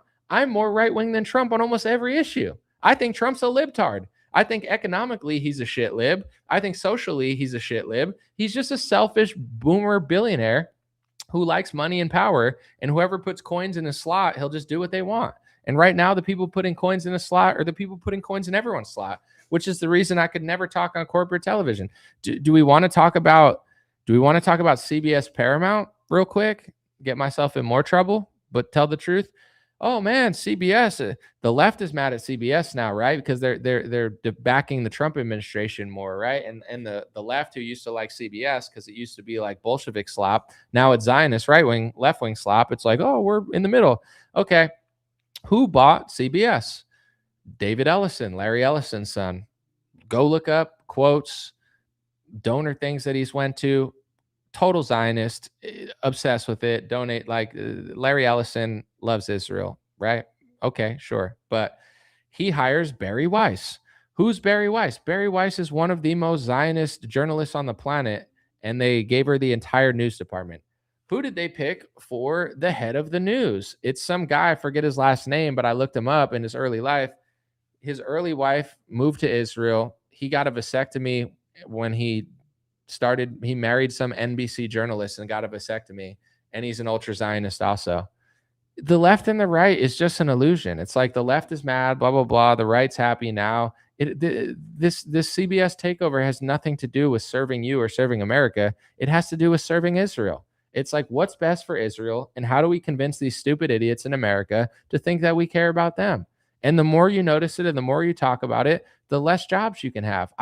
Do you think I could work like anywhere? And then people, this is what cracks me up. And I don't even care because I'm ready to I don't care anymore. You know what I'm saying? I've come to terms with what could happen to my life in any sort of direction. But in general, it's like you realize once I start talking about this, you go, "Oh, I hope you fall off. Oh, you're losing all this." So you're like, "Do you know how much money I've lost?" Like I couldn't, if I were good at basketball, they wouldn't even allow me in the NBA. With what I'm telling you, I wouldn't be able to play in the NBA. I wouldn't be able to play in the NFL. The only thing I'd be able to do is box or do UFC because they don't really give a shit. But everything else, I'm blacklisted from like everywhere. I could never work at MSNBC. I could never work at CNN. I could never work at Fox. I wouldn't want to work at CNN or MSNBC, but like Newsmax would never hire me. Fox News would never hire me. Daily Wire would never hire me. PragerU would never hire me. Who's the CEO of PragerU? It's not Dennis Prager. It's a former Israeli intelligence officer named Marissa Straight. She runs PragerU. I wonder what PragerU's about. I'm sure it's about, it's like, come on, folks. You know what I'm saying? So it's like, yeah, it is a little bit more difficult for me to make it, but I still have, and I'm doing all right. But it's like, it's 20 times more difficult for me because 99% of conservative media or I'm completely blacked out from, or liberal corporations. Because most, like, you think the NFL is going to let you criticize Zionism or the NBA is going to let you criticize Zionism? Who runs the NBA? Adam Silver? Yeah, I'm sure he's really tolerant to it. He's not. Kyrie Irving shared a documentary link one time, and they like kicked him out of the league for a week, and then he came back, apologized, and I think he donated to the Anti-Defamation League to probably get people from stop freaking out at him or something. I don't know exactly. I'd have to look into all that, but it's like you can't say these things and work anywhere in this country. We're not free. We're only free to be retarded. We're only free to be fake opposition. We're not free to say what's really going on, which is essentially most of our country is like captured by a foreign nation in 20 different ways. Who do people think Jeffrey Epstein worked for? I mean, wake up. Jeffrey Epstein, Ghislaine Maxwell, foreign leaders staying at their house. And I wonder who he was working for. Who do you think? The same people who Trump is working for, the same people who Biden worked for, the same people who Kamala works for, the same people who Bush worked for, the same people who Lindsey Graham worked for. Epstein worked for the people that our government works for. That's why they don't want to tell you. It has nothing to do with the left or the right. Wouldn't the left have released it? No, because they're in on it too. Why would they show you who they're being blackmailed and or funded by? It's not good for them. Oh, look, we're all being funded and blackmailed by the same people, and we're all like power. They're probably scared.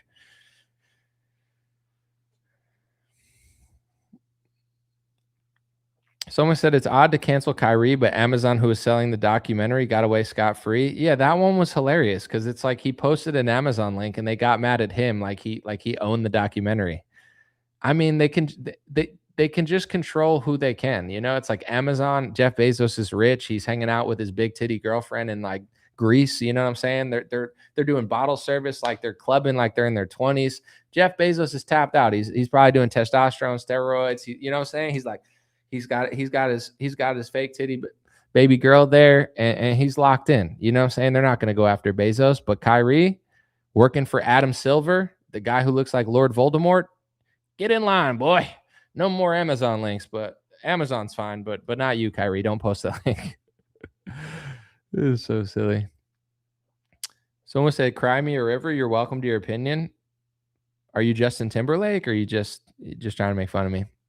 Because if you're Justin Timberlake, then saying "Cry me a river" is flattering. But someone said, "I recently came across Jackson Hinkle." Dude, one of the craziest videos was him last year, like giving a speech in Yemen. Dude, that was crazy. That guy's wild. Someone said I don't know what his true intentions are and stuff, but he's definitely got balls. I'll say that. Someone said if they called him boy, he could sue them. I don't know. I think Kyrie just wore a shirt of some Palestinian who was murdered that was like a journalist and did ping pong or something. I saw like that headline. So, you know, they're going to get mad at Kyrie again soon, but I don't think he cares that much. He'll figure it out. He's rich. He's just got to not go full Kanye, and then then he's done. But If you just go half Kanye, I guess, or whatever, or 1/8, he's not going half Kanye either. He's going like 1/100th Kanye, but you just can't go full Kanye or else, they'll destroy all your businesses and say it's anti-Semitic to say that it happens. I'm the white Ben Affleck. What? I don't even know. You could sue your employer. Well, the NBA, I mean, I don't know.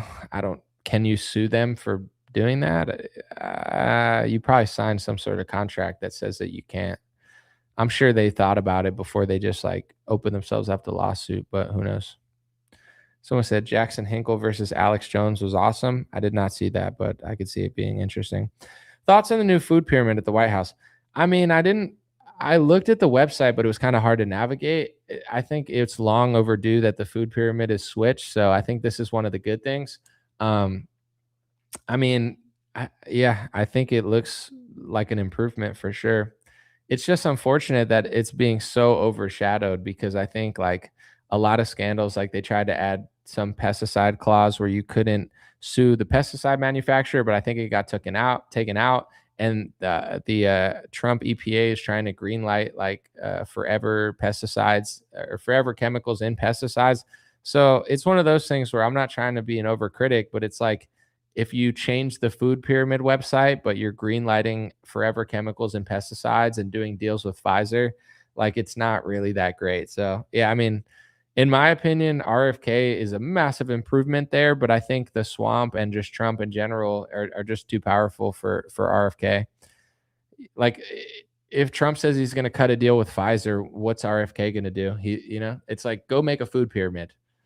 It's like, yeah, it's cool, but unfortunately for me and others, I think it's like being overshadowed by all the other terrible stuff that they're doing. But I don't know, you win some and you lose some. Someone said you're blowing up your own show for stupid people. Why are you paying attention to them? Move on. Well, some could say that you are now the stupid person that I'm paying attention to. No, I'm just kidding. But who's stupid and who's not? It's all perspective. I already said what I needed to say, so I like to have a good riff off of the comment section. What's up with Candace? Thoughts? What's up, Karen? I don't know. I haven't seen her. I didn't watch her show the last 2 months, so I can't really tell you what's up with her or like what she's doing. But she'll tell you. I'm sure if you watch her show, because I'm sure there's a lot going on. DuPont needs to sell their waste chemicals somehow. Someone said, maybe. Someone said, I think what you eat matters than more than what you eat.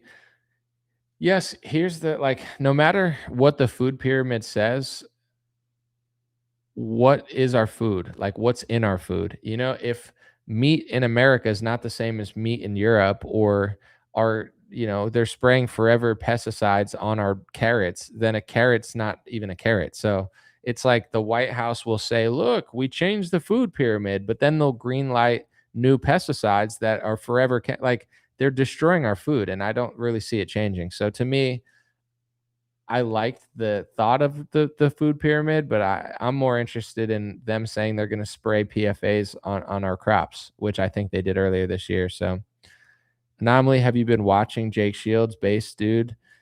I haven't watched the show recently, no, but I have seen it in the past, and I know Jake. I haven't talked to him in a while, but I've hung out with Jake quite a few times, but not recently. And I don't even see his tweets anymore. I don't know. I follow him, but they just don't come in my feed.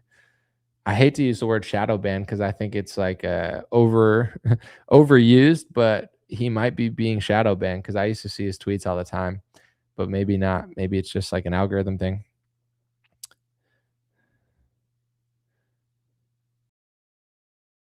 Someone said, "Why no substituted sugar food as stevia, even cough drops?"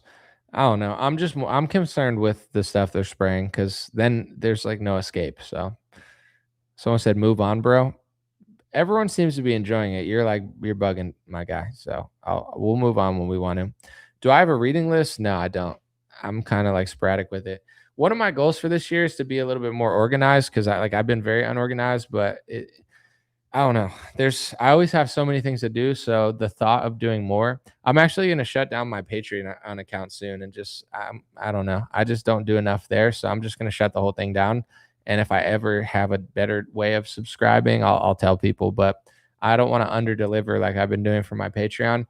I just have too much, and I was stressed. Like the last 2 3 years were tough on me. This year I feel great. I'm healthier than ever. I feel awesome. So I don't want to like overdo my schedule. I need to like work smart and not like do a million things at once. Let me read. Someone said the chick looks white. There will be no riots for her. I don't know. I mean, that's a good point with like, I mean, obviously some people say it doesn't matter because it shouldn't, but to other people and protesters, there is certain angles to it. Like I do think the George Floyd one got different people involved, right? It got liberals, but then it also had like the black community. And I'm not saying every black person supported it, but it did resonate to black America. I do think if this person were black, then maybe it would be more likely to be a George Floyd. Because in order to get like real, like top tier Fed riots, you need like multiple different. You can't just have liberals. You need the black community to get really pissed off too. I'm not saying that's a good thing. I'm just saying you might be right that there might not be mass widespread riots because it might be only liberals who care.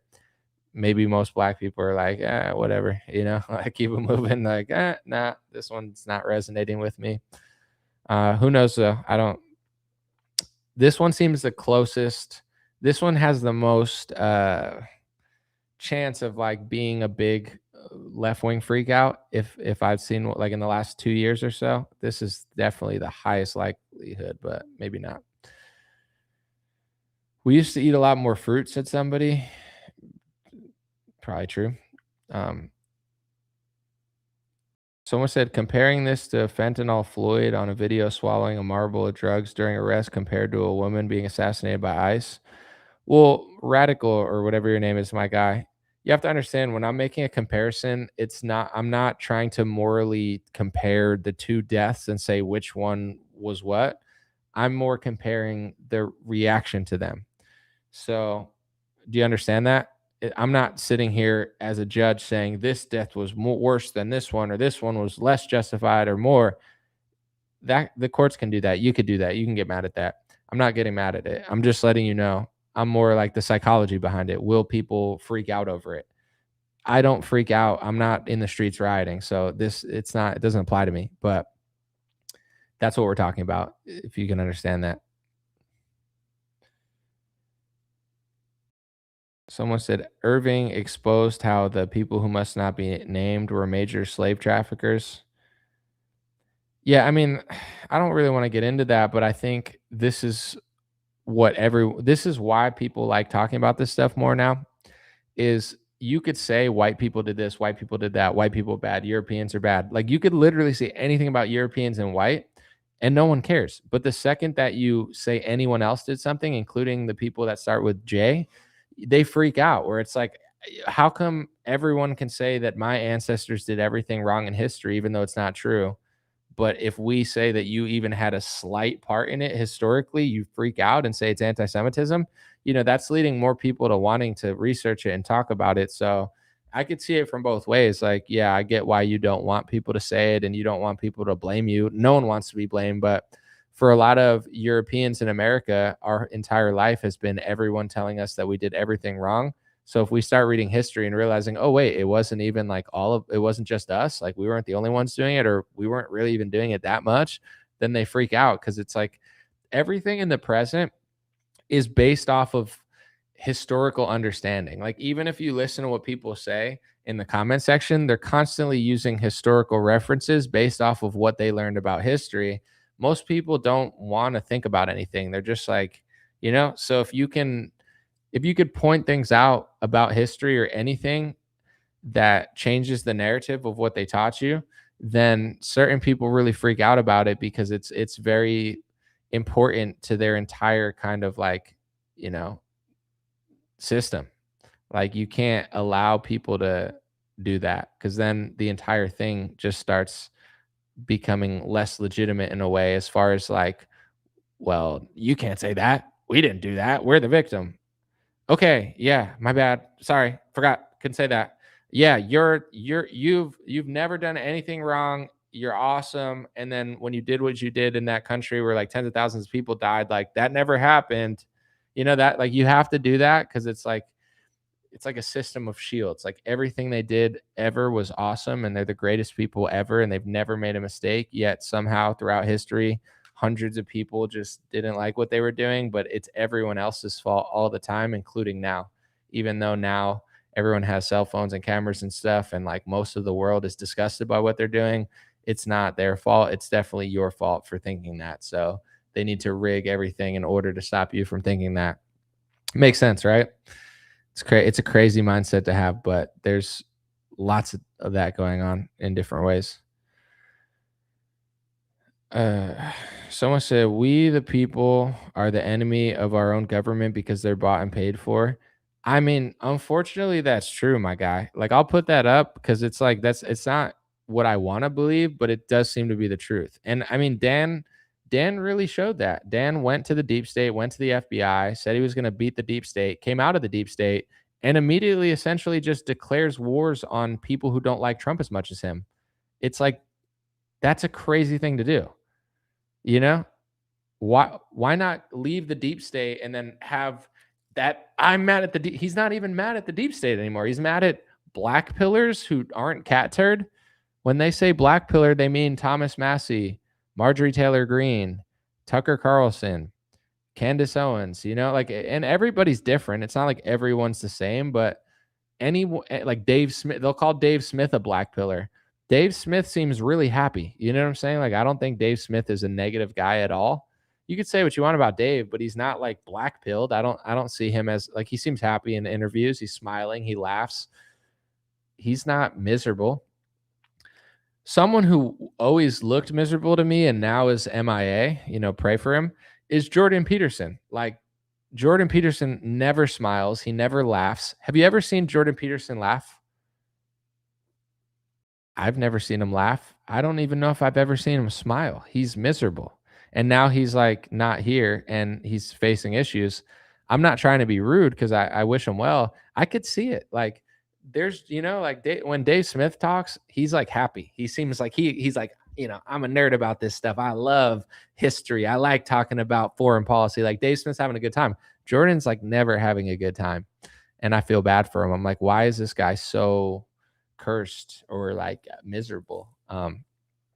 But all I'm trying to say is, like, to me, a black pill doesn't mean you have a dissenting opinion against the government.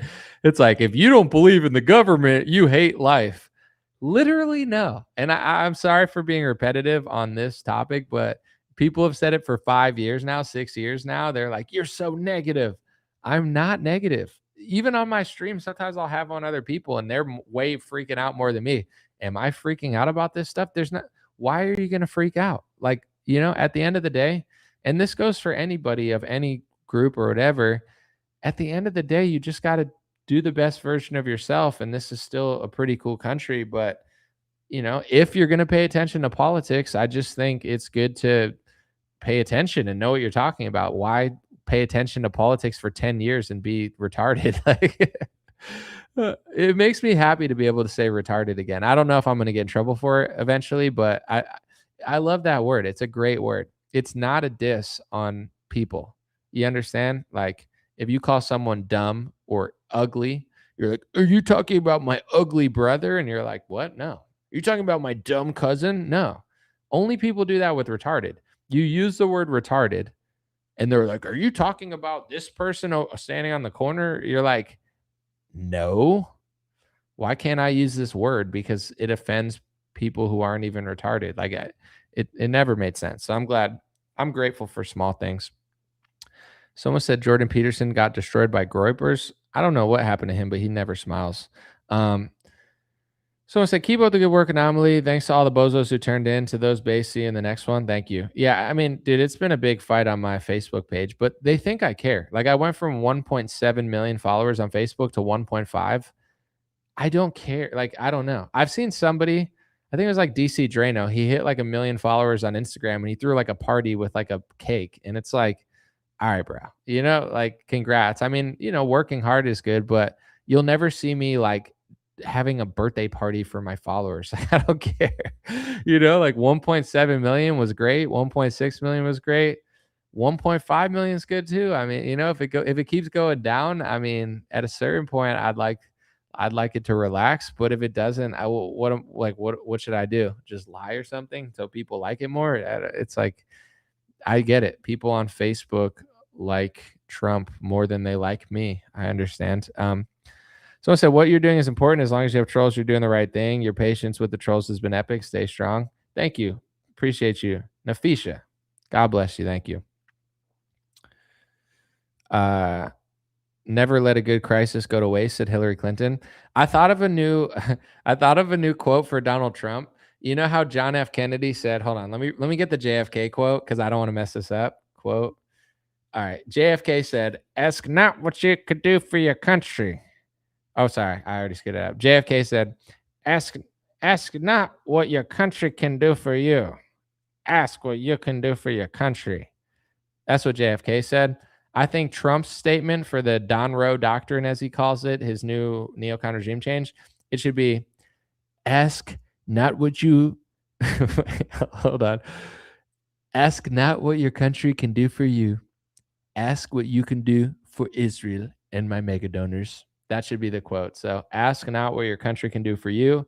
Ask what you can do for Israel and Trump's donors. That's the Don Roe doctrine, JFK quote.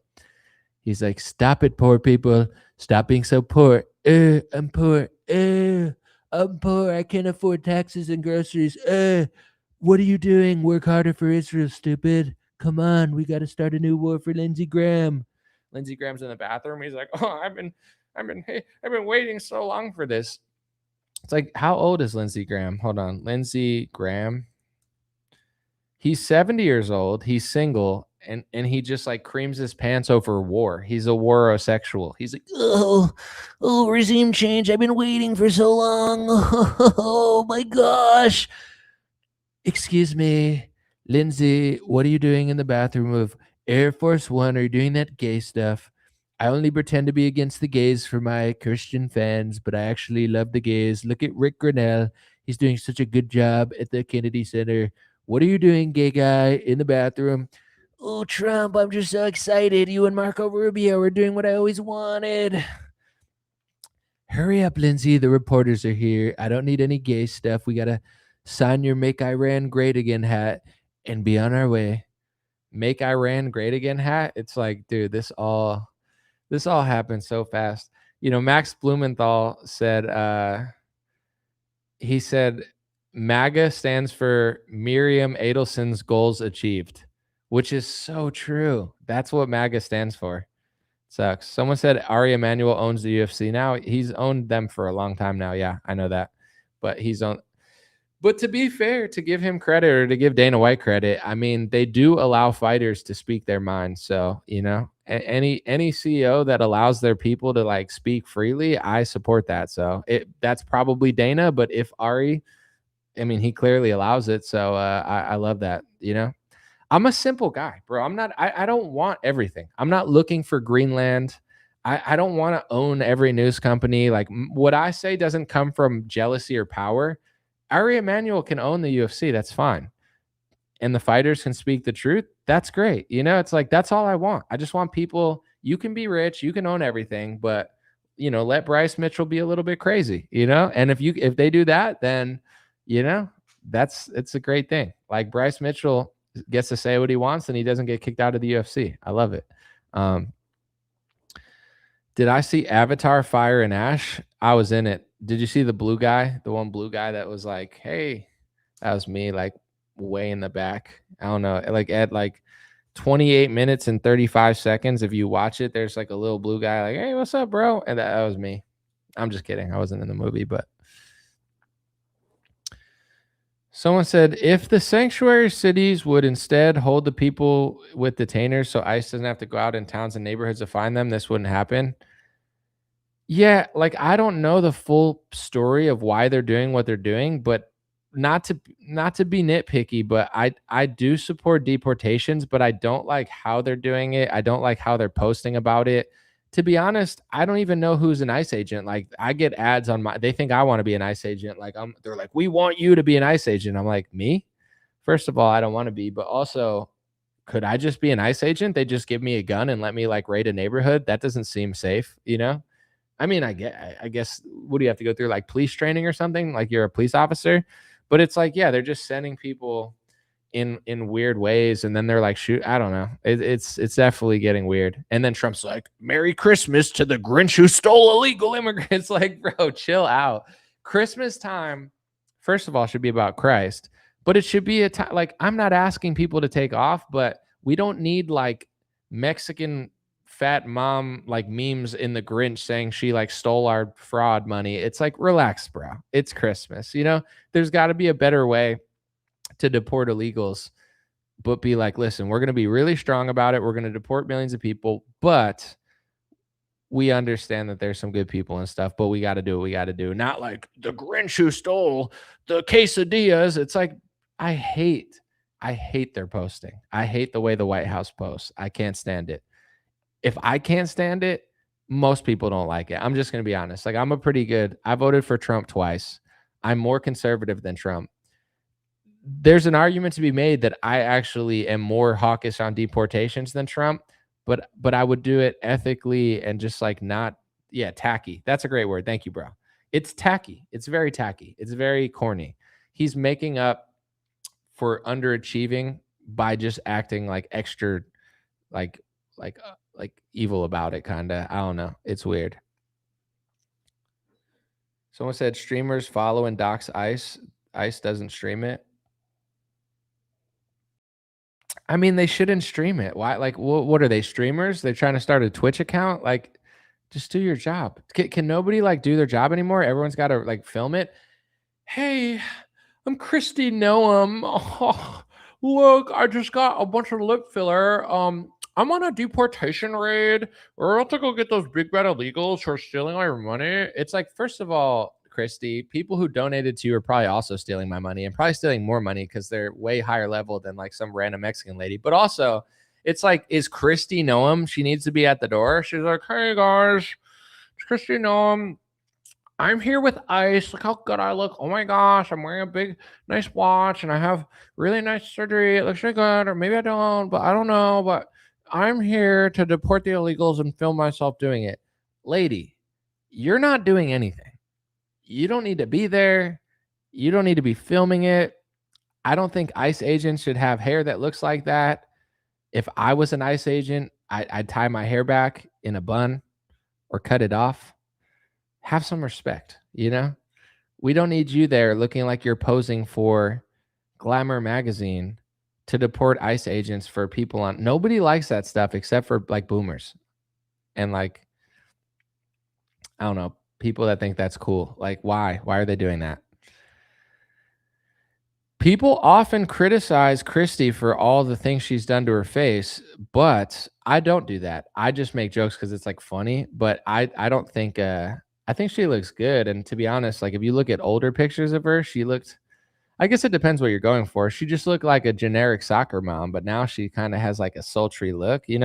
I can't be a hypocrite. Like if you showed a picture of her before or after, I would choose the after because if you've seen pictures of her before, she looks like a totally different person.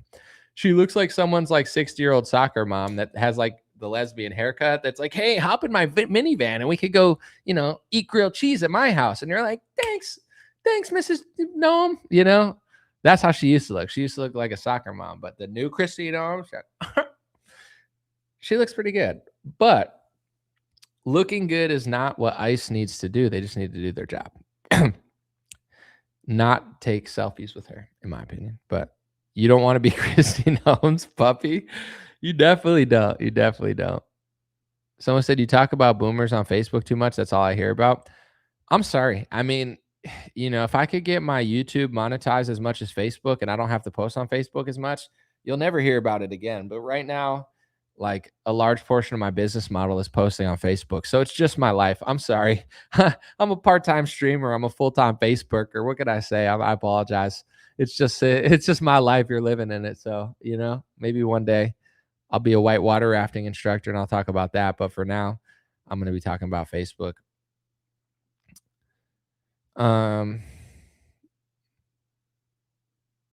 Anyway, let me read on. Is that a coffee mug? It's got to be cold by now, said Luis. Yeah. It is cold. But I've been drinking decaf. I don't know. I was getting a lot of like anxiety, and I think I was just drinking too much caffeine and just doing too much. So I've been working at a different pace, drinking decaf. I feel really good this year. I feel like I figured out some things that were bothering me health wise. And I don't talk about it that much because I'm not trying to like bore you with all my problems. Like, oh, my arm hurts. It's like, yeah, who cares, bro? Make a video. But I feel good this year. This is decaf. It's cold decaf, so it just extra sucks, but it's okay. Liz said I am a boomer. That's the spirit, Liz. You should never be, what's the word? Ashamed of who you are. I'm a millennial and you're a boomer. And this is how we unite, by just not getting mad when we make fun of each other, just sticking it out there. I'm a millennial. Give it to me, Facebook. I talk about boomers all the time. YouTube too, but I'm live on Facebook, YouTube right now. All the Facebook boomers that are mad at me. I'm a millennial. What do you think about millennials? I want to hear it. Bring on the millennial hate. Let's do it. Someone said because the government is Hollywood, everyone starts looking out like a regular person, and they end up everyone looks exactly like the same: sunken cheeks, puffed out lips, eyebrows, the top of their forehead, hair down to their ass. Everything's not real. Dang, you really thought about that. But yeah, I hear you. Someone said, imagine hanging hanging around while thinking a podcast host is stupid or retarded. I'm grateful for everybody that doesn't like me on Facebook, but then comments 20 times a day. I mean, there's something there. Luis said, I used to have a MySpace. I think we all did. Maybe not all of us, but decaffeinated has a little caffeine in it. Yeah, that's the goal. Just a little bit. What's the point? Just a little bit of caffeine. Just a little bit, so I don't go crazy, but I have a little motivation, you know? I have enough motivation. When I'm like in a good mood, people are like, "Dude, what drugs are you on?" And I'm like, "I'm sober. I'm just uh latter Mormon of the Latter-day Saints. We're just really happy 24/7." No, I'm just kidding. But you ever see someone, they're like pumped up, you know what I'm saying? They look like a little Mormon. You're like, "Yo, are you on drug?" "I've never touched a drug in my life, sir. I'm just pumped off the Lord." You know? That's how it feels sometimes. But that's enough of that. Gen X here, millennials aren't falling for the BS, thank God. Yeah, some are, some aren't, but the numbers are higher. I feel like Gen X is pretty based. Gen X is like the forgotten generation. It's like nobody talks about you guys, but that's probably for the better. People are like, boomers are stupid, millennials are spoiled, and they don't know how to do anything. Gen Z is gay, you know, but like no one talks about Gen X. And you guys, I feel like Gen X is like, we don't want to be talked. We don't need to be talked about, you know? Like I like Gen X. They're just the silent generation. They let everyone else fight with each other, and they're like these idiots. They're all stupider than us. All of them. We're the best. And I'm on the cusp, or I don't know how millennial I am. I'd have to look up a chart. Let's look up millennial. When born. That was the dumbest way to search that, but between 1981 and 1996. Oh, I'm like a later millennial. I didn't even realize that. Wow. What comes after? Millennial after millennial generation. Gen Z, 1997. Okay. Interesting. Okay. Anomaly. So supposedly since World War II, we've sent in roughly 250 billion to a certain foreign country. How do they even attempt to justify that? Where do they claim that that money was actually spent? So questions can be anti-Semitic, and that's an anti-Semitic question because obviously our money is better spent giving it to Israel. No, I guess how did they spend it? I don't know. They always say that it's like not, it doesn't matter because they're just giving it to like Lockheed Martin and Boeing. So it's like good for us, even though it's free for them. So that, you know, they find ways to like make it look like they're not getting it. But then sometimes they do just get billions of dollars. So I don't, what are they doing with it? I don't know. Giving their people stuff and then watching as organizations that support them call us anti-Semitic every 5 seconds until we just give them all our stuff. I don't know, but you could ask them. Citizens United since 2011. Whatever happened to people trying to get rid of donors? That was like a good movement, but that's gone. I think if Trump couldn't take money from Miriam Adelson, he'd be a totally different president. If Biden couldn't take a bunch of money from every corporation and mega left-wing donor, Like that is a large portion of it. And I want to explain it again because some people are like, it doesn't matter. It does matter. Okay, let's talk to anybody here, right? I'm not throwing out numbers. How much, and you don't write it in the comment section because we're not getting into your privacy, but how much do you make an hour? How much do you make a week? How much do you make a year? It's less than $100 million, unless I'm talking to like Jeff Bezos or something, right? Trump and sometimes Democrats and other people, they'll take $100 million in a sitting, in one sitting. If you have to do what your boss says and show up at a certain time and leave at a certain time and only have this many vacation times for this amount of money, what do you think they're doing for tens and hundreds of millions of dollars for mega donors? They're doing whatever they want. Trump is like a glorified slave at this point. When I see him on TV, I don't think, oh, he's this big bad leader. I think about him as like a neutered like pet. He's like, oh, he's like YMCA, whatever they want, because they'll probably do something to me if I don't listen to them. And don't let Epstein stuff get out because then everyone will realize I work for the people that he did. YMCA. It's like they don't want people to figure that out. Someone said that question was viciously anti Semitic, said Ted Cruz. Ted Cruz, how do you even do a Ted Cruz impression? He's like, well, you gotta look really ugly because Ted Cruz is like really, really ugly. And then you gotta be like, when I first got into Congress, I got into Congress to serve Israel. You're like, what did he just say? He's like, oh, you're an anti-Semite. Don't. It's like, all right, dude.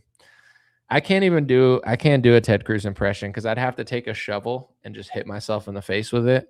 And if I don't hit myself in the face with a shovel, I can't even look like Ted Cruz. So it's not even worth doing. I feel good making fun of Ted Cruz though, because he's just such a bad person and such a fake person. So it's like, who cares? Someone said the YMCA just goes by the Y now. I don't get that one, but maybe I'm a little slow. Someone said it's mind-blowing considering some claim 50 billion would solve world hunger. When liberals say that, it makes no sense. They're like, Elon Musk is evil because he could solve world hunger for $50 billion. Like people haven't been spending tens of billions of dollars to try to solve it. People need personal responsibility to solve world hunger. Yeah, you could give everyone food, but that's, in certain cases, like Mr. Beast comes. I always bring this up because it's like, Mr. Beast is going to give water to an African neighborhood. Why? It's 2025. They didn't have clean water until Mr. Beast showed up. Why is no one giving?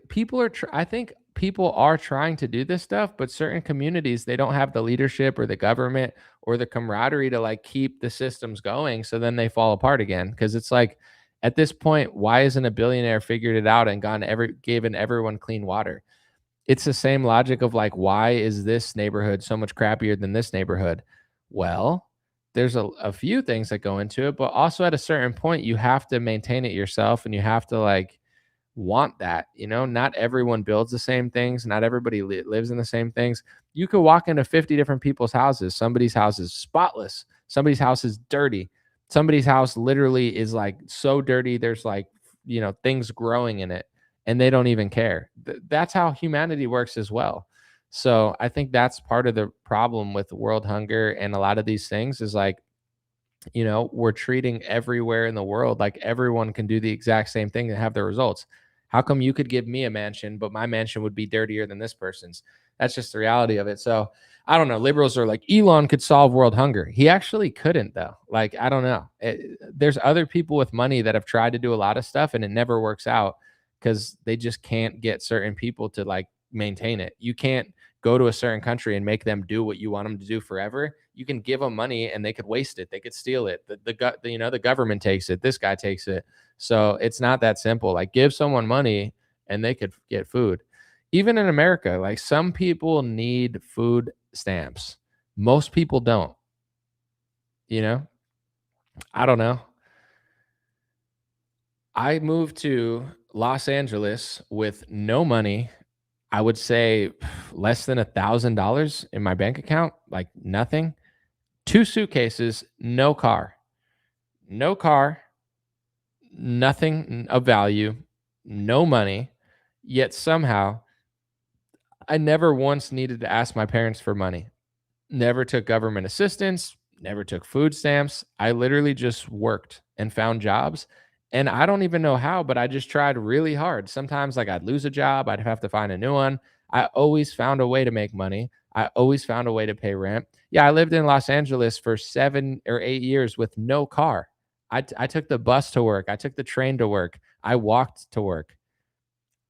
I didn't even have enough money to take Uber until, like, the last year or 2 I was there. Then I started taking some Ubers, because I had enough money to. I didn't even have enough money to buy an Uber to get to work. I had to take, like, 4 different buses, stand next to gang members on the street at 5 AM, whatever, I made it happen.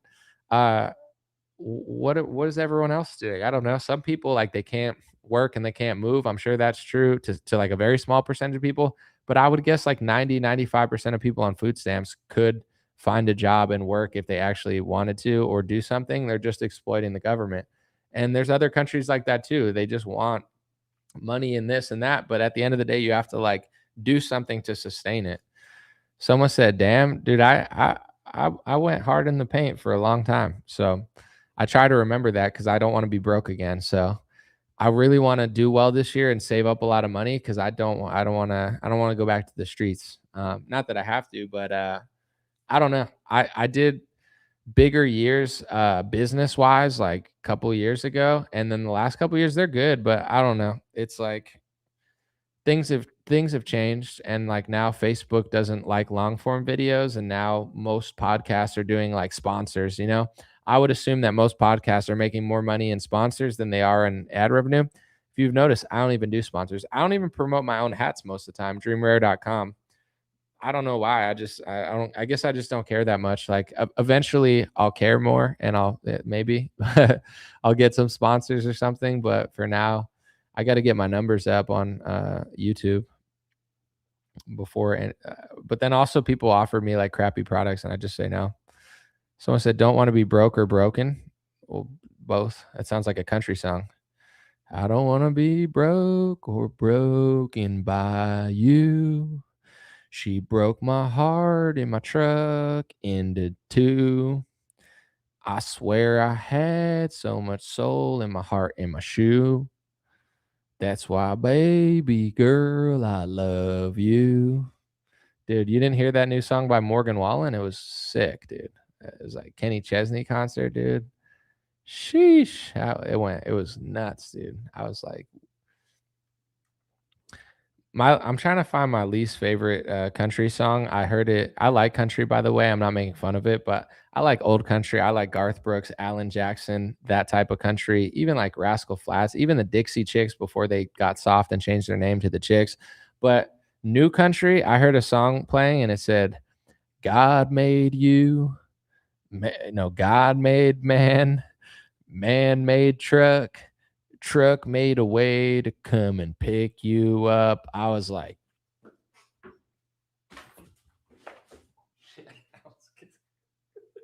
I almost turned off the live stream. Yeah, I almost ripped out the internet connection, but I heard that. I was like, nah, that can't be a real line. And then it's like playing on the radio, like people think that's a good line. God made you. No, God made man, man made truck, truck made a way to pick you up. Bro, instant F rating, worst lyrics I've ever heard, drop from the label. I want to see who made that. God made man, man made truck, pick you up lyrics. Who is that? Oh yeah, God Made by Bryce Leatherwood. If you're watching this, Bryce, I'm sorry that I've listened to music for a long time. I'm a big country fan. It's literally the worst country lyric I've ever heard in my life. It literally says, "God made a man, man made a truck, truck made a way for me to pick you up." Terrible, terrible. And someone said AI jam.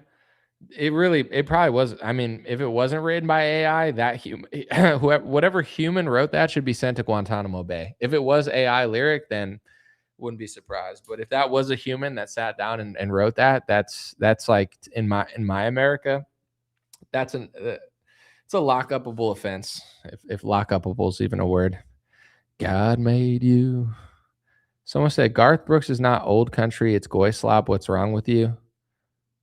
Listen, we all like goy slop one way or the other. You just got to double task. I'm going to be watching the Super Bowl, which is just and dude, when I watch the Super Bowl, I'm going to be eating dip, chips and dip. Dude, that's like the goy slop Olympics, dude. I'm going to be pumped for that.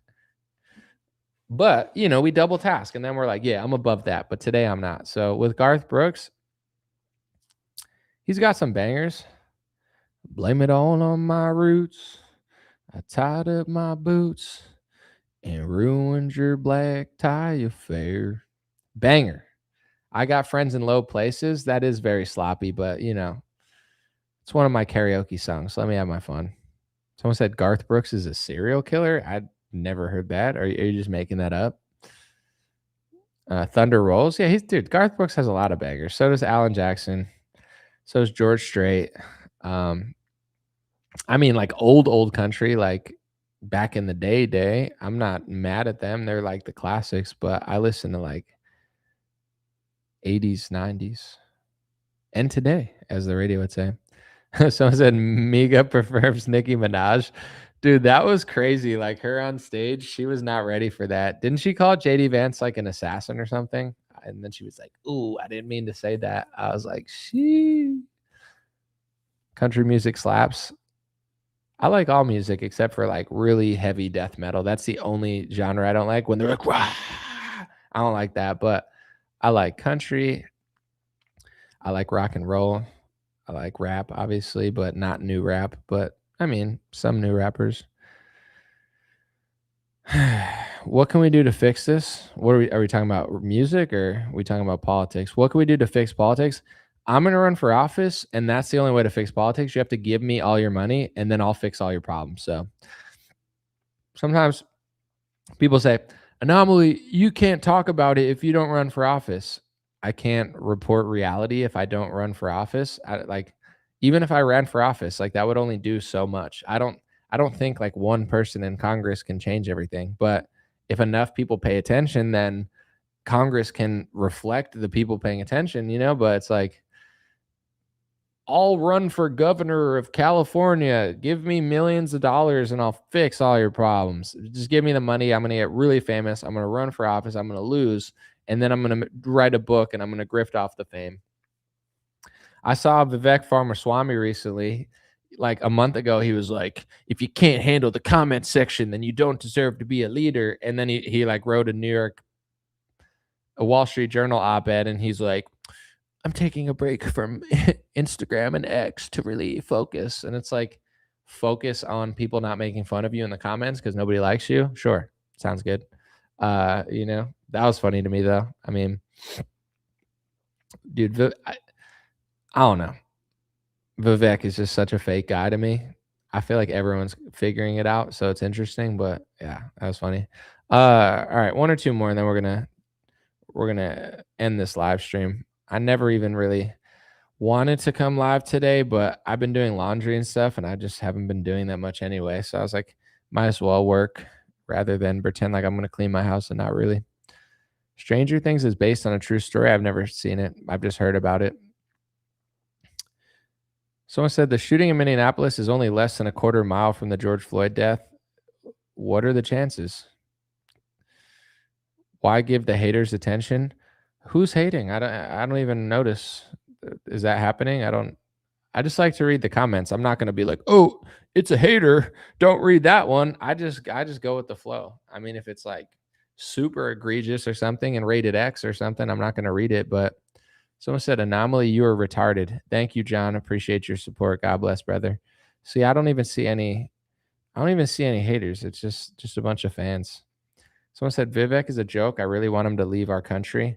Well, he's an American. He's an American pharmaceutical billionaire who really cares about us. That's why he hawked a multi-time failed Alzheimer's drug and then, gets mad when people talk about it because that's just what an American is, right? Americans are named Vivek Ramaswamy. They make billions in big pharma, and then they cry on January 6th. He was like, I cried on January 6th, like when I saw it on TV. You're like, wow. Interesting, Vivek. Someone said you sound like a brainwashed boomer he speaks of. Are you talking to me or are you arguing with somebody in the comment section? Let's see. One or two more and then I'm out. If you come at a live stream like at the end, it gets a little messy. People are like, "Why are you doing this or that?" I don't know, bro. I've been live for 2 hours. What like you can't expect this isn't a rock concert where we save the best song for last. It progressively just gets shittier, but funnier. That's like that's what you get. The first like 20 minutes, I'm locked in, right? I'm going with what I'm trying to say. But then I did get a little derailed, but that's okay. And then, it progressively gets a little like, let's see what's going on here. And then at a certain point it just all falls down, but it's really funny because I'm funny. So Joe said you're weird. Thank you, Joe America. Also, bro, thank you for the country, dude. I appreciate it. Thank you for founding this country. We named it after you, so we appreciate you, Joe America. You're the real patriot, my guy. God bless. Someone said you're a rock star to me, and thank you so much. I appreciate it. Yellow flag on sportsmanlike conduct, taunting players ejected. All right. Speaking of, blank slop. I don't want to say too much. I don't want to get banned, but Vivek Farmaswamy, what's up, BBDC? Who are people rooting for in the playoffs? We're gonna get real. We're gonna get real basic with it. We appreciate you, Anomaly. Thank you. Yeah, I don't even call him Ramaswamy anymore. I just go straight Farmaswamy. If you can't handle the comments, get out of the kitchen. He literally said something, not that, but he said like, if you can't handle the comments, you're not fit for office. And then he like writes op-eds. I don't even like how he's writing op-eds. He's just like, here's what I think in the newspaper. It's like no one cares, bro. Like Wall Street Journal. Let's see what Vivek thinks about him. Let's read the Wall Street Journal about what Vivek Ramaswamy thinks about him leaving social media while he's running for governor. All right. Someone said Patriots. All right, we got some Patriots fans. We got some Packers. We got some Cowboys. We got some Packers. I'm rooting for the Packers and the Steelers because I may or may not have placed a bet on them last year to win the Super Bowl. So that's it. But I'm not betting at all this year. No gambling, no betting. That's in the past.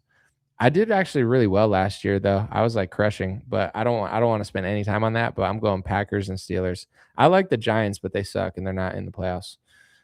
Stafford. I like the Rams because my uncles like the Rams, so I always root for them for my uncles.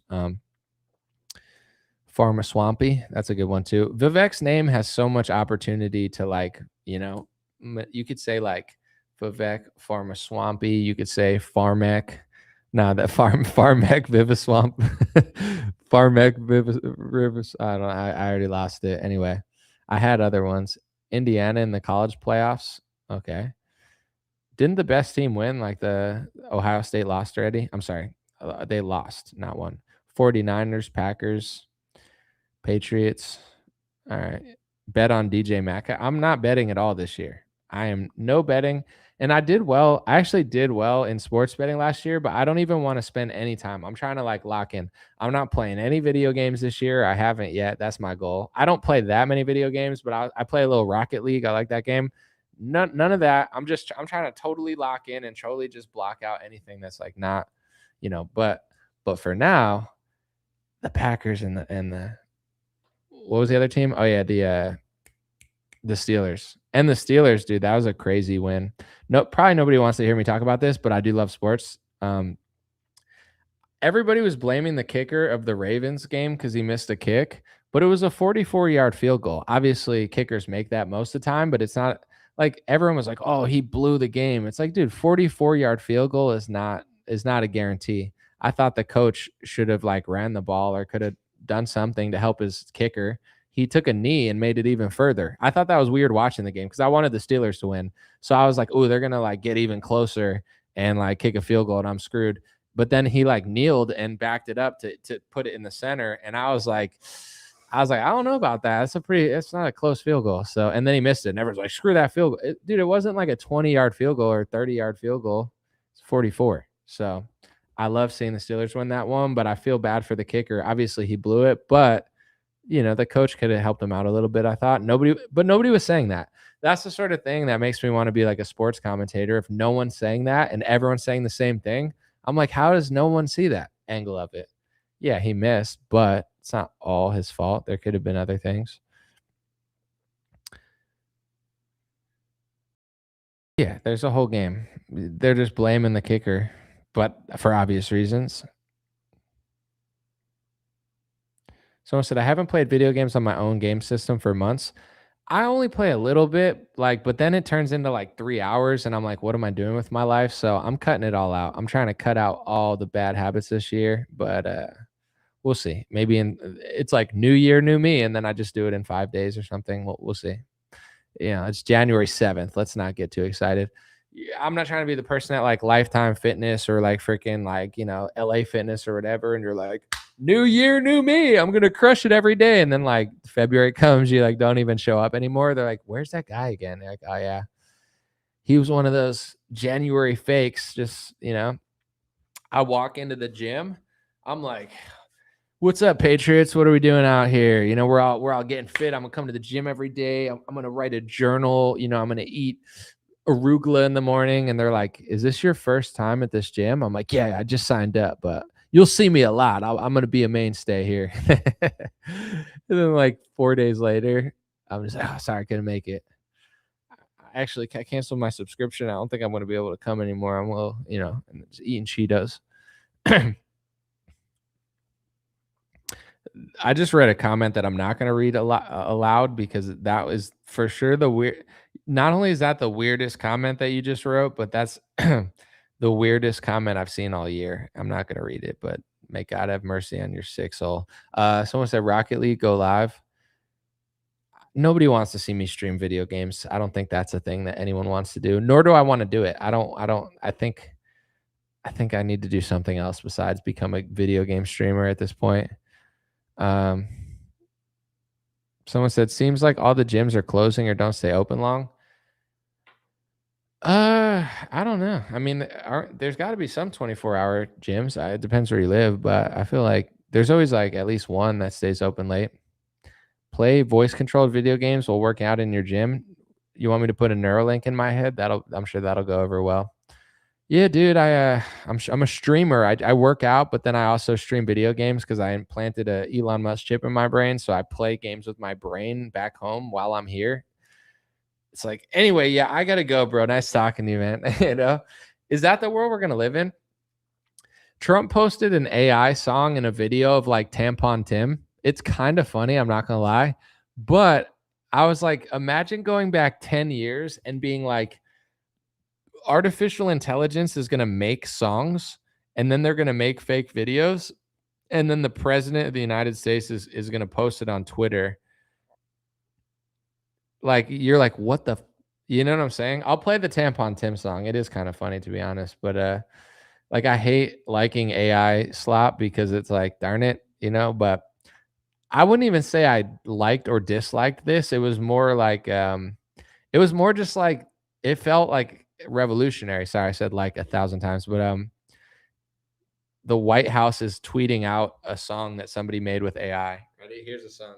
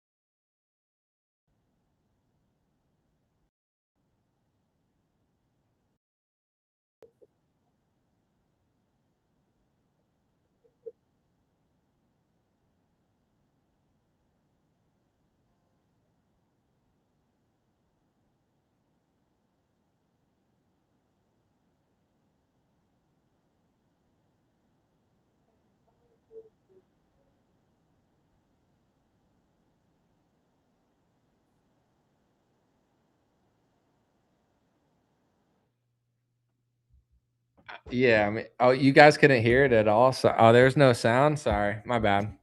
I thought it would pick up on the microphone, but I guess it didn't. I don't know why. But anyway, well, you're that makes it a lot weirder. Oh well. Why did it not play? I mean, how loud do I have to freaking play it for it to play? I'll now I feel stupid. I'm just bobbing my head and you guys don't even hear it. All right, I'll download it so you could hear it. Um, but yeah, it's like, all right, I'll upload it so you can hear it. But now it's like they put that out on their Twitter, right? When you watch this, they put that out on their Twitter. Nick Shirley does all this reporting in Minnesota, and then this ice shooting happens to happen in the same city. Like, if there's one city that you would like strategically, obviously, you don't want it to happen in any city, but if there's one city strategically that could massively benefit the Democrats and create chaos, it would be Minneapolis, Minnesota. And then that happens today. I don't know. I'm not saying it's fake. Obviously, it's real, but something is off. Something's off to me. All right. Why is this not uploading? Dude, the Tampon Tim song's not uploading. Hold on, let's see. Let's try it again. Okay, I got it. So here's the song. This was uploaded to X by the White House, the official White House account. I'm not gonna lie, it's a banger. I already want to hear it again, but that's the world we live in. AI music being posted by the White House. I'm Tampon Tim, the people's friend. Free tampons for all the men. Daycare's full of kids, well, kinda. But the money goes to my dear friends from Somalia. Hey, hey, hey, hey. Fraud all day. Billions gone astray. Ghost kids, no one's there. Welcome to Tampon Tim's Daycare. Tampons in the boys' room, that's my plan. While my friends cash checks across the land. Feeding our future, what a name. Empty buildings, still the same. Hey, hey, fraud all day. Billions gone astray. Ghost kids, no one's there. Welcome to Tampon Tim's Daycare. Tampon Tim, hey, Tampon Tim fraud.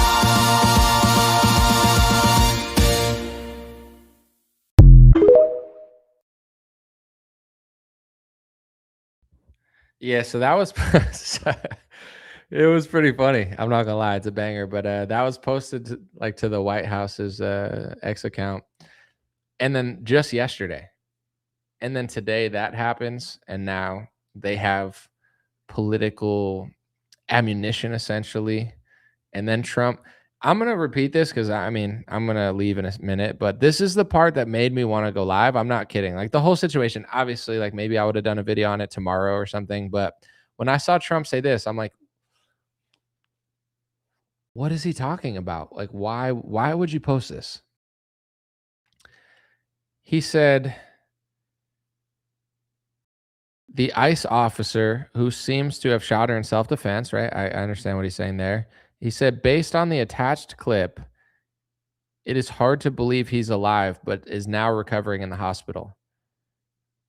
Like he's acting like the guy who almost got hit by the car but barely got touched, like he got like splattered or something. Like I can't believe it's hard to believe he's alive, but he's recovering in the hospital. It just feels like a weird thing to say. I don't know. Unless he's setting up his legal defense or something.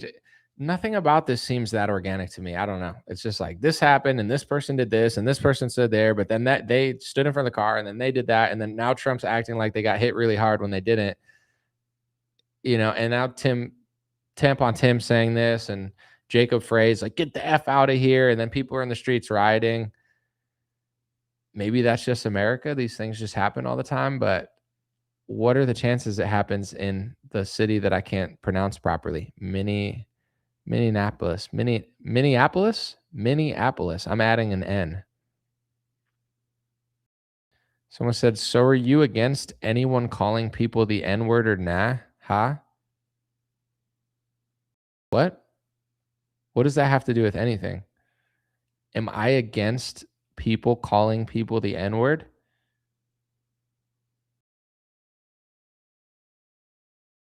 Like in a rap song on the street? like a white person saying it to a Mexican, or like, I don't know. I need a little bit of context because, you know, some rappers be letting the N fly. Um, Me personally, like, do I care what people say to each other or in general? Like, I don't. You asking me to be like the word police on this one? Well, I really don't like when, you know, I don't know what that was about, but anyway, riots tonight. I think there's a high chance of riots in liberal cities, but what do I know? We'll see. Someone said you've added the, oh, you're talking about, oh, for Minneapolis, because I added the N. Minneapolis. Minion, like from Despicable Me. We call it Minneapolis because there's a lot of minions there. I'll just make up my own Minneapolis. It's definitely not that. Asking you to be a wigger. Well, some people think I'm a wigger anyway because I rap, but that's like a funny word I could say because it starts with a W. But when people are like, "You shouldn't do that, white boy. Why are you doing that, white man? Why are you out here playing basketball?" I don't know, sir. I just like to bounce the ball. I like the sport. Well, that's not what we white folk do. We play baseball and listen to Kenny Chesney. All right. So I'm sorry. Sorry, sir. I don't know. I just picked these hobbies. I heard an Eminem song on the radio. My bad. I didn't know. Someone said, how about we get that Epstein file list? I'm sick and tired of the anti-Semitism. Leave Jeffrey Epstein alone. He was just out here trying to blackmail everybody just like any decent person would do. And Ghislaine Maxwell, she was just trying to fit in. That's what everyone was doing in 1993. Leave them alone. Stop it with the anti-Semitism, or else I'm going to send Dinesh D'Souza, Ted Cruz, and Dan Bongino to yell at you. Jeez, so much hate in my messages. Jeffrey Epstein was a Democrat hoax. He was a Democrat. Republicans, you're a Republican. Jeffrey Epstein was a Democrat. Blue versus red, Crips versus Bloods, Broncos versus the Bears on Friday Night Football. It's not the left. Jeffrey Epstein was a Democrat hoax. He wasn't real. He was real. The files are on my desk. They're right on my desk right now. The files are in the hands of DC Drano and Libs of TikTok and all these mysterious Zionist influencers, but they're also at the same time not real. The files that we just hand are not real. They don't exist, you anti-Semites. Stop talking about Jeffrey Epstein, you Democrat. It's a Democrat hoax. The Democrats hoaxed you with Jeffrey Epstein because he was never even real in the first place. That's just Chuck Schumer made it up, you idiot. Didn't you listen to Maria Bartiromo squawk on Fox News? She went, rah, rah, welcome to Maria Bartiromo. Rah, and whoa, I'm getting fed the truth from the right versus the left. Anyway, don't you think that the left would have released the Epstein files if they damned Trump? The party of Bill Clinton? Do I think the party of Bill Clinton would want to release the Epstein files? Unreal stuff, folks. Someone said, I'll take the Epstein files for $500, Alex. Well, I'm sorry. That's not only incorrect, but that is a violation of the IHRA anti-Semitism rules. So not only will you not receive 500 points, but you will be banned from any Merv Griffin shows. I think Merv Griffin produced that, but it's a multi-layered joke there. Did I know the Power Rangers were owned by a Latino blank? No. What? Fun fact, though. Barbara Walters, why I was woke. I don't know what you're saying, but anyway. Someone said Trump's teen files have 400 federal attorneys going through them before they follow the law. I mean, I think they should just come out and just let everybody know, and then everybody can move on. You know, they're doing too much. They're like trying to cover it up. Like Trump should just come. I mean, he just come out and basically tell people he worked for a foreign nation. Like he should just come out and be like, listen, okay. I'm sorry for saying it was a Democrat hoax. We all knew Jeffrey Epstein. He was a bad man. he worked for the country we all work for, and we don't want to tell you who we're all working for because we still work for them. So if we told you that Jeffrey Epstein was doing this to us to gain leverage for a foreign nation, then you would realize that we're all working for that foreign nation currently right now. And I only hire people who work for that foreign nation. And if I don't, the media freaks out at them. It's like he would just have to come out and say that and it would be all fine. We're like, oh, okay, we got it. But that's why they don't want to tell you about the Epstein stuff. Not only were they friends with him, but he was gaining leverage over politicians for a certain group. And Democrats and Republicans, for the most part, are still working for similar people. So they're not going to like tell you, like, hey, still doing it. It would ruin the show. Come on, guys. Leave them alone. These poor people in Congress who serve as puppets and make a fortune off stocks. I mean, leave them alone. They're victims.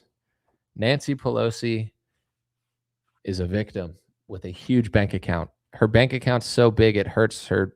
It hurts her to count all the numbers she made. I feel bad for her. Who's my favorite UFC fighter? I have a bias for like anybody I've ever talked to or hung out with. So outside of people that I like know and I root for, I would say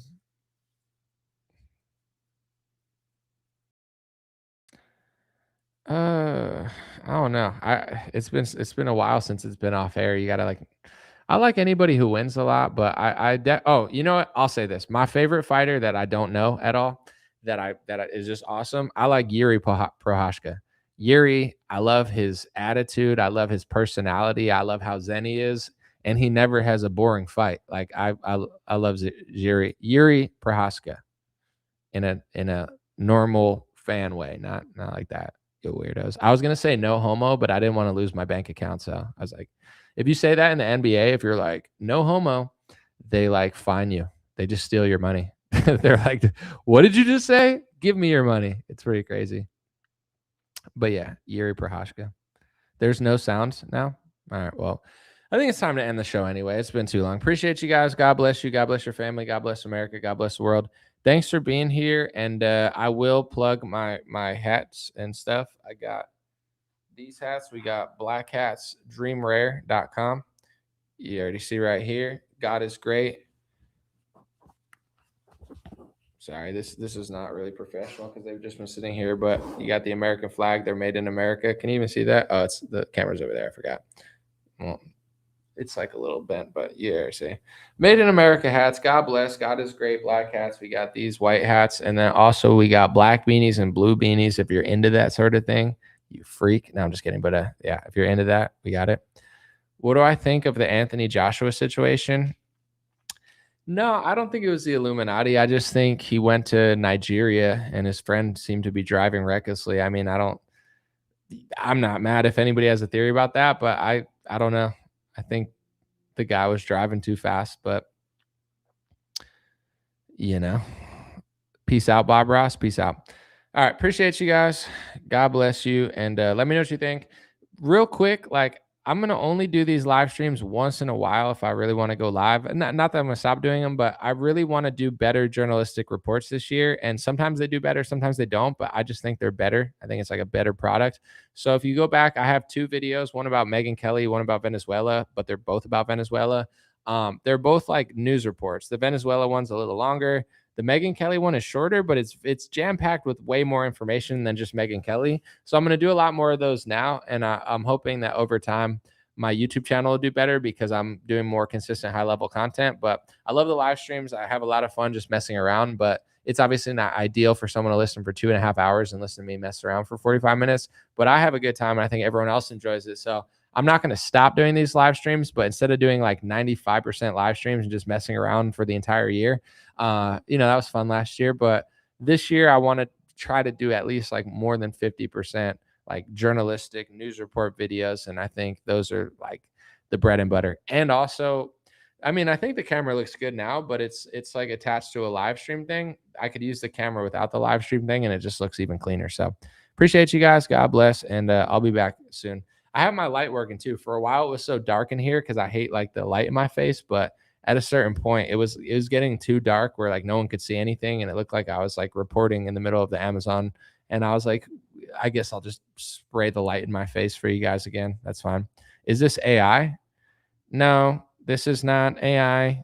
Don on Facebook, how dare you say that this is artificial intelligence? I mean, you are wrong. Please do not violate the hate speech agreement or else BlackRock will steal your house. No, I'm just kidding. But no, I'm not AI, but thanks for asking. Have a good one. I'm out.